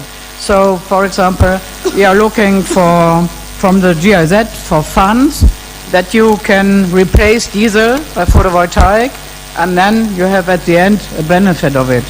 As I said, financial systems, we are talking about result-based financing systems, because on the one side you have the big investments, on-grid investments, that's something like PPAs, and you have to make a good contract. But we are talking about decentralized solutions, and that's the problem of maintenance. And so we would like to strengthen the local market, because the big investments, they are made from foreign companies and not from the local market. So that's why we are talking about grants, we are talking about private money, and we are talking about a business case for local companies. And that's the system of result-based financing. Thank you very much. Okay, I thank you so much, honorable members. I still insist that the solutions must come from ourselves if we have to champion this renewable energy. And we must be the ones to know what exactly is right and copying from what those other successful countries have done. Otherwise, it is still a gap that has to be covered. And we are the people that will cover that gap. And Honorable Sankok, my colleague, raised an issue in regards to the disability. Article 21 in our constitution in Uganda talks about right, each and everyone enjoying the rights. And all our legislations, disability is mainstreamed in all acts, all bills that are adopted by Parliament and assented to by the President of Uganda. And I think this is not any different.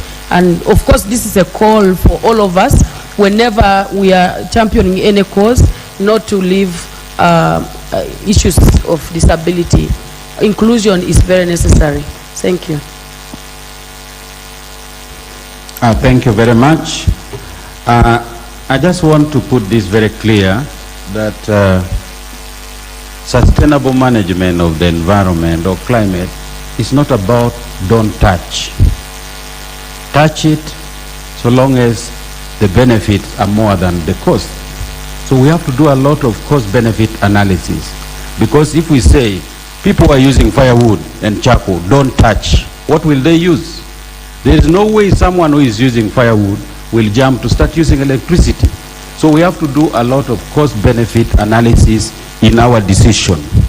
Then number two, there was a mention that 2% of the renewable energy fund from the global community is reaching Africa. Do you know why? Because we have an agency that is doing the credit rating based in South Africa and doing credit rating for the whole 54 countries of Africa. And so in Africa, the countries that are scoring high is only Mauritius, Botswana, and so other countries cannot get that credit from that loan from the private sector, who are told that we are still scoring below capacity. Otherwise, for us, we still recommend that we do the energy mix in Uganda and we move towards net zero. And there is still time frame up till 2050 or 2030 that we can do that. So what is the problem with generating 100% tons of greenhouse gases and absorbing it all in the sink? Thank you. Thank you. So the final speaker in this round would be Honorable Zahar Al-Bazar from Egypt.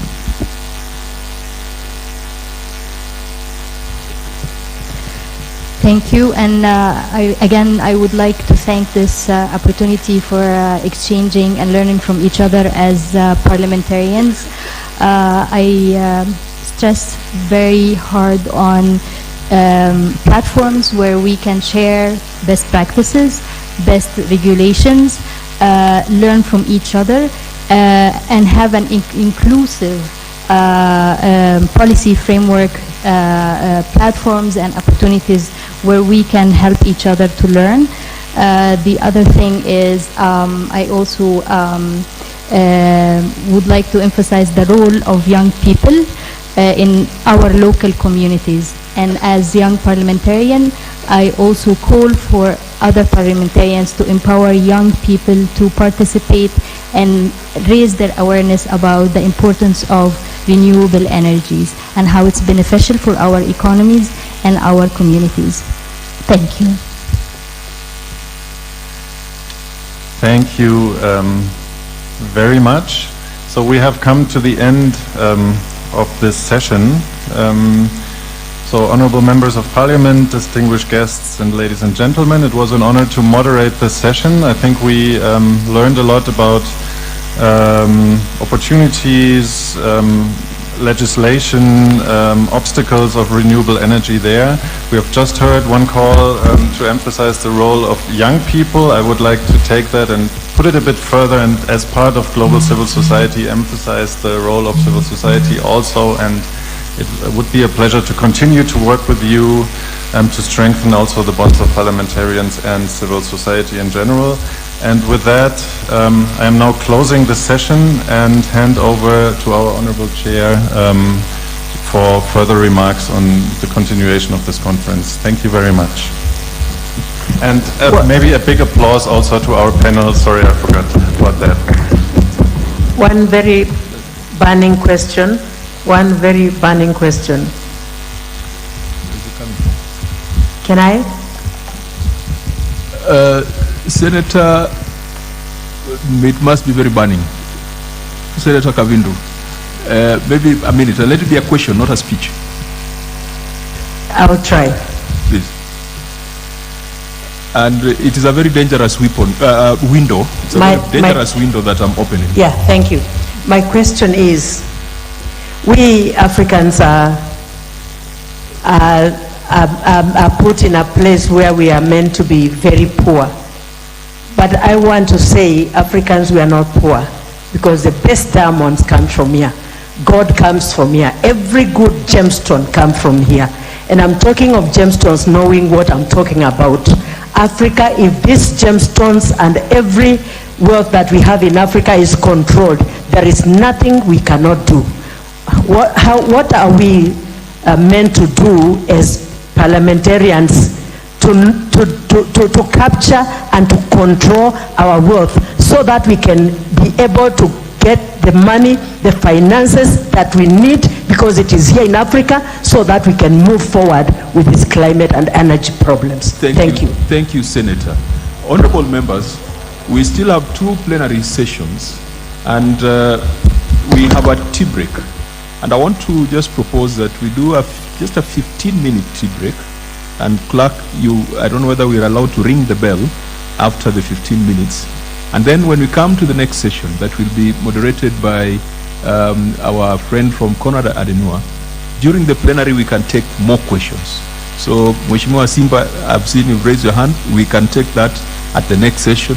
And all those who were not able to, yes, Solomon from Nigeria, we can fill those questions in the next plenary session. So we take a 15-minute break. Tea will be served as you walk out of the chamber. Is it on the left or on the right? It's on the right. We just make it quick, 15 minutes, and then we can come back and take the other questions that are still pending. Thank you.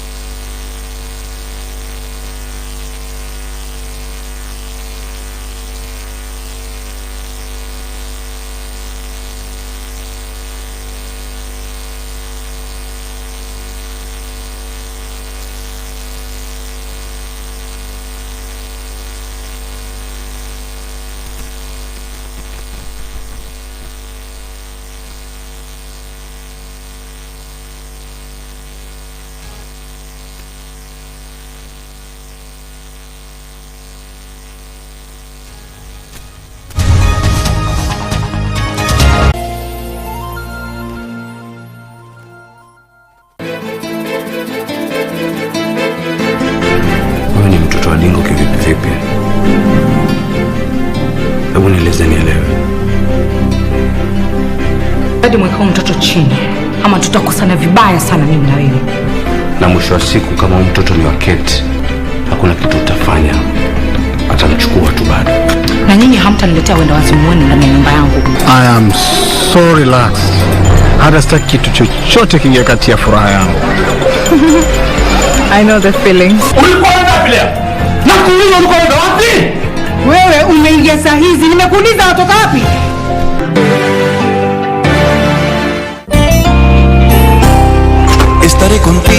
How could they do that to their own sister? Elisa was only trying to help us. But look at her now. We are going to do it if she doesn't want to. It's the clinic's responsibility. All right. Can you certify that she was a victim of an assault? Do not start any trouble, Amparo. Danielle is doing nothing wrong. You can tell me that once you see how they've been together lately. You need to observe how those two look at each other. What nonsense are you talking about? Just observe them.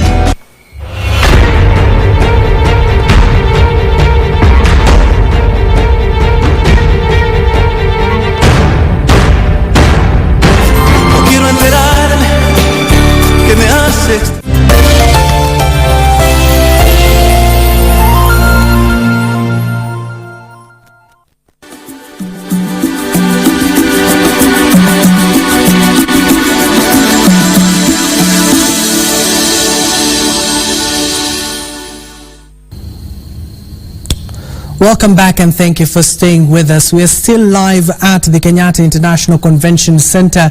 We are waiting for the heads of state led by President William RUTO. Once they finish their closed-door meeting there at KICC, they're supposed to go back to the Savo Ballroom where, of course, they will declare the Nairobi Declaration that will be officially launched to guide the African continent in the upcoming COP28. We have seen a number of plenary sessions going on at Parliament buildings that you are privy to here at the Kenya Broadcasting Corporation, which was live at both ends. We're trying to at least hit one bird with two stones to ensure that we get you the live coverage that you require. From the one plenary session that was ongoing in the Savo Ballroom was entailing all about the climate mitigation measures that will be embedded into the Nairobi Declaration. Also, we had to go to Parliament to hear the solutions that will come out from that particular plenary session that was spearheaded by none other than our very own, the National Assembly Speaker, that is Moses Misika Wetang'ula, who led a small parliamentary caucus meeting there. Of course, we do understand they'll be coming later on once the declaration continues, but the caucus was entailing the climate action. Also, our Parliament just recently passed the Climate Action or the Climate Act of 2023 that was signed and assented to by President William RUTO ahead of what you're seeing for the last 3 days, the African Climate Summit. I'm not alone here. I'm still with Victor Olo on the other side. We're trying to ensure that we get both ends of this particular KICC event that will be concluding today, and some of the delegates will be heading back to their country. We hope that will not be the case, given that the Cabinet Secretary Penina Malonza clearly stated that we have ample things to show our guests this particular auspicious occasion that has been witnessed for the last 72 hours or so across the continent and across Kenya as well. A number of issues have been talked about in that particular session from morning till this particular afternoon. It is exactly 12:06, but we do anticipate in the next 2 hours or so the President will be reading out the Nairobi Africa Climate Declaration that will be taken to the COP28. On the other side, I do have my colleague Victor Olo. Victor, we are back now on KBC Channel 1. What were you able to gather during the plenary session that was a hybrid session in Parliament between the members of Parliament from various countries and with our senators? Very well, Abdi. It's all about keeping the promises, and because that is now the story that is now milling around from even the legislators from across other African nations, which according to Moses Wetang'ula, who is the Speaker of the National Assembly, he said that that is quite essential in ensuring that the legislators' voices are heard and put in Hansard. That is the platform that they will have, as that for the president is at the plenary. But then over 500 members of Parliament drawn from across Africa were actually having their meeting, which, as we speak, is still going on.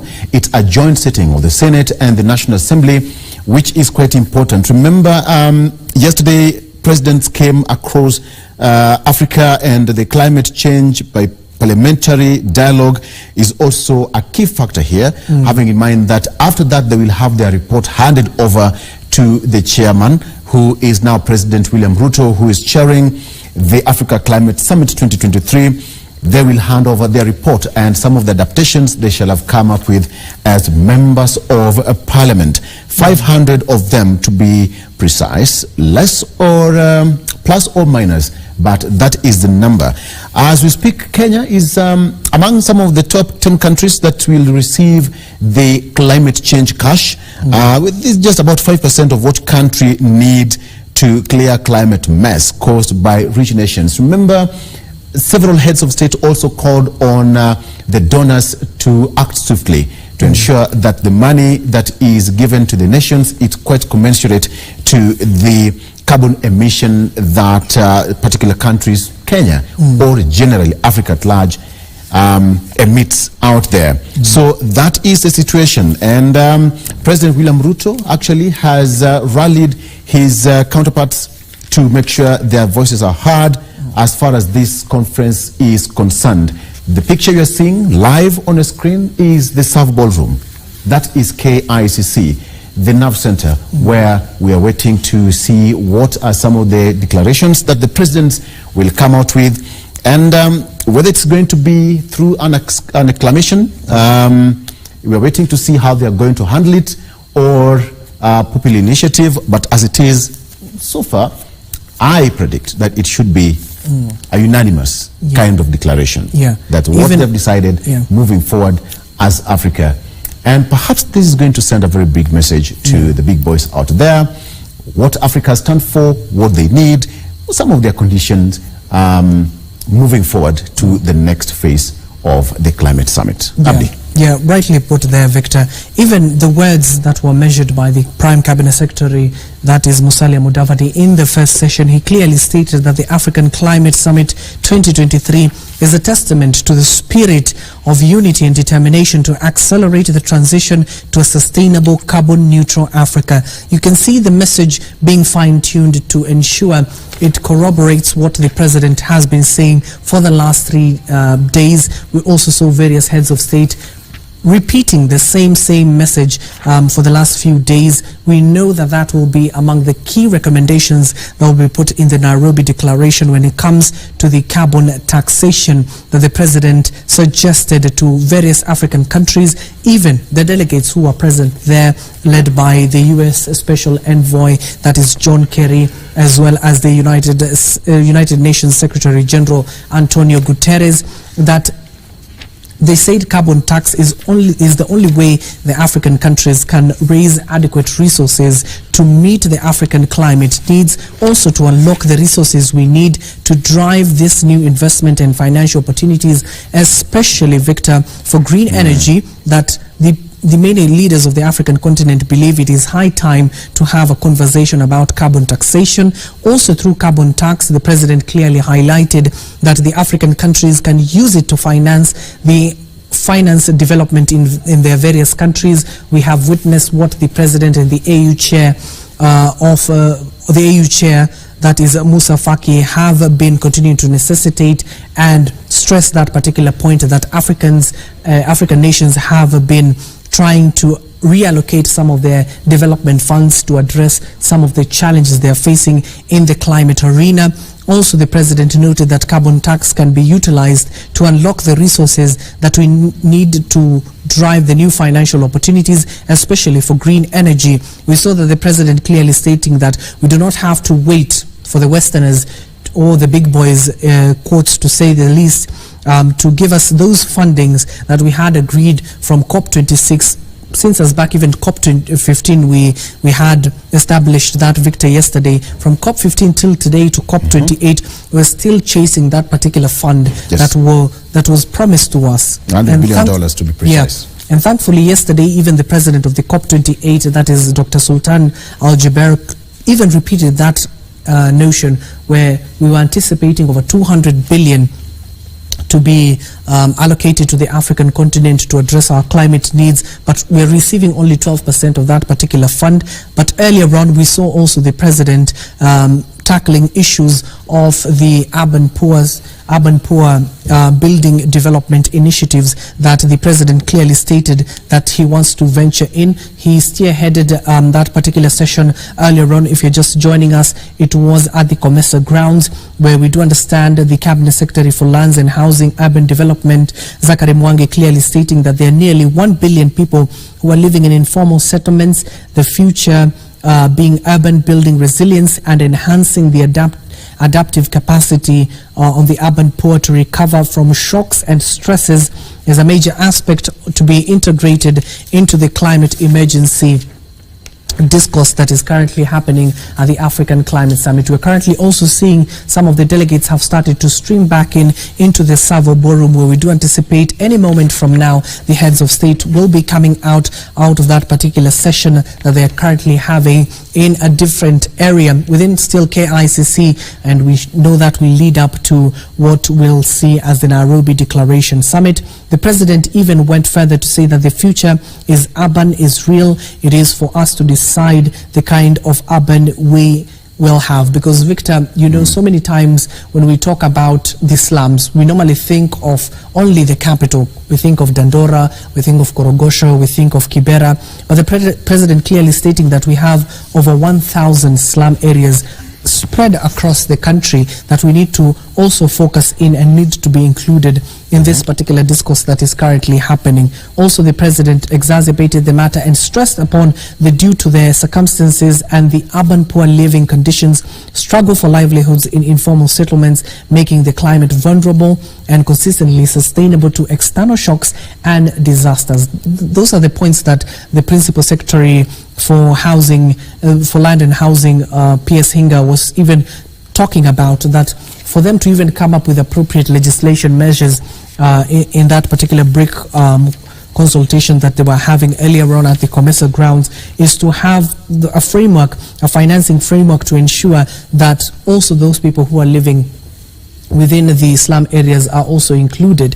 But to the other part where the reason as to why the president now is focusing on the slum areas, also they emit the emissions, the gas emissions and the pollution that comes out of slum areas totally hampers any ecosystem within the country. We have seen even the sanitation level has been a major problem in these particular areas. That's why when COVID came, the Ministry of Health totally stressed the point on we need to be clean so as to keep away this particular virus. Even to an extent, the ministry congratulated Kenyans because we were so clean to the extent even the communicable diseases that we normally get from poor sanitation drastically dropped down.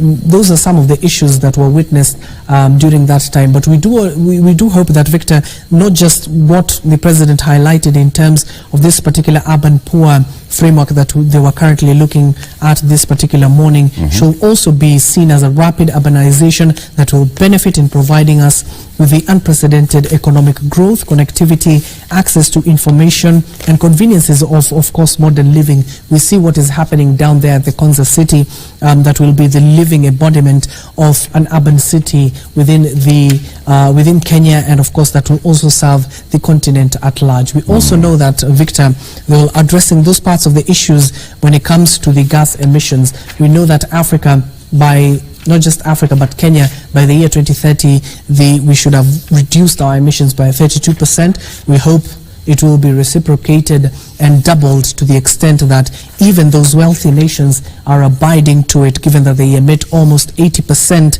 of the world's carbon emissions that are driving climate change. We can see even in the Paris Climate Accord, we were told that we shall not surpass that particular 1.5 degrees Celsius, but currently we are just slightly over 1 degree Celsius, and that should be the target that should be implemented in this particular climate summit, Victor. Absolutely. All right. It's now a moment of wait and see on what the gentlemen and ladies will come out with from their holding room.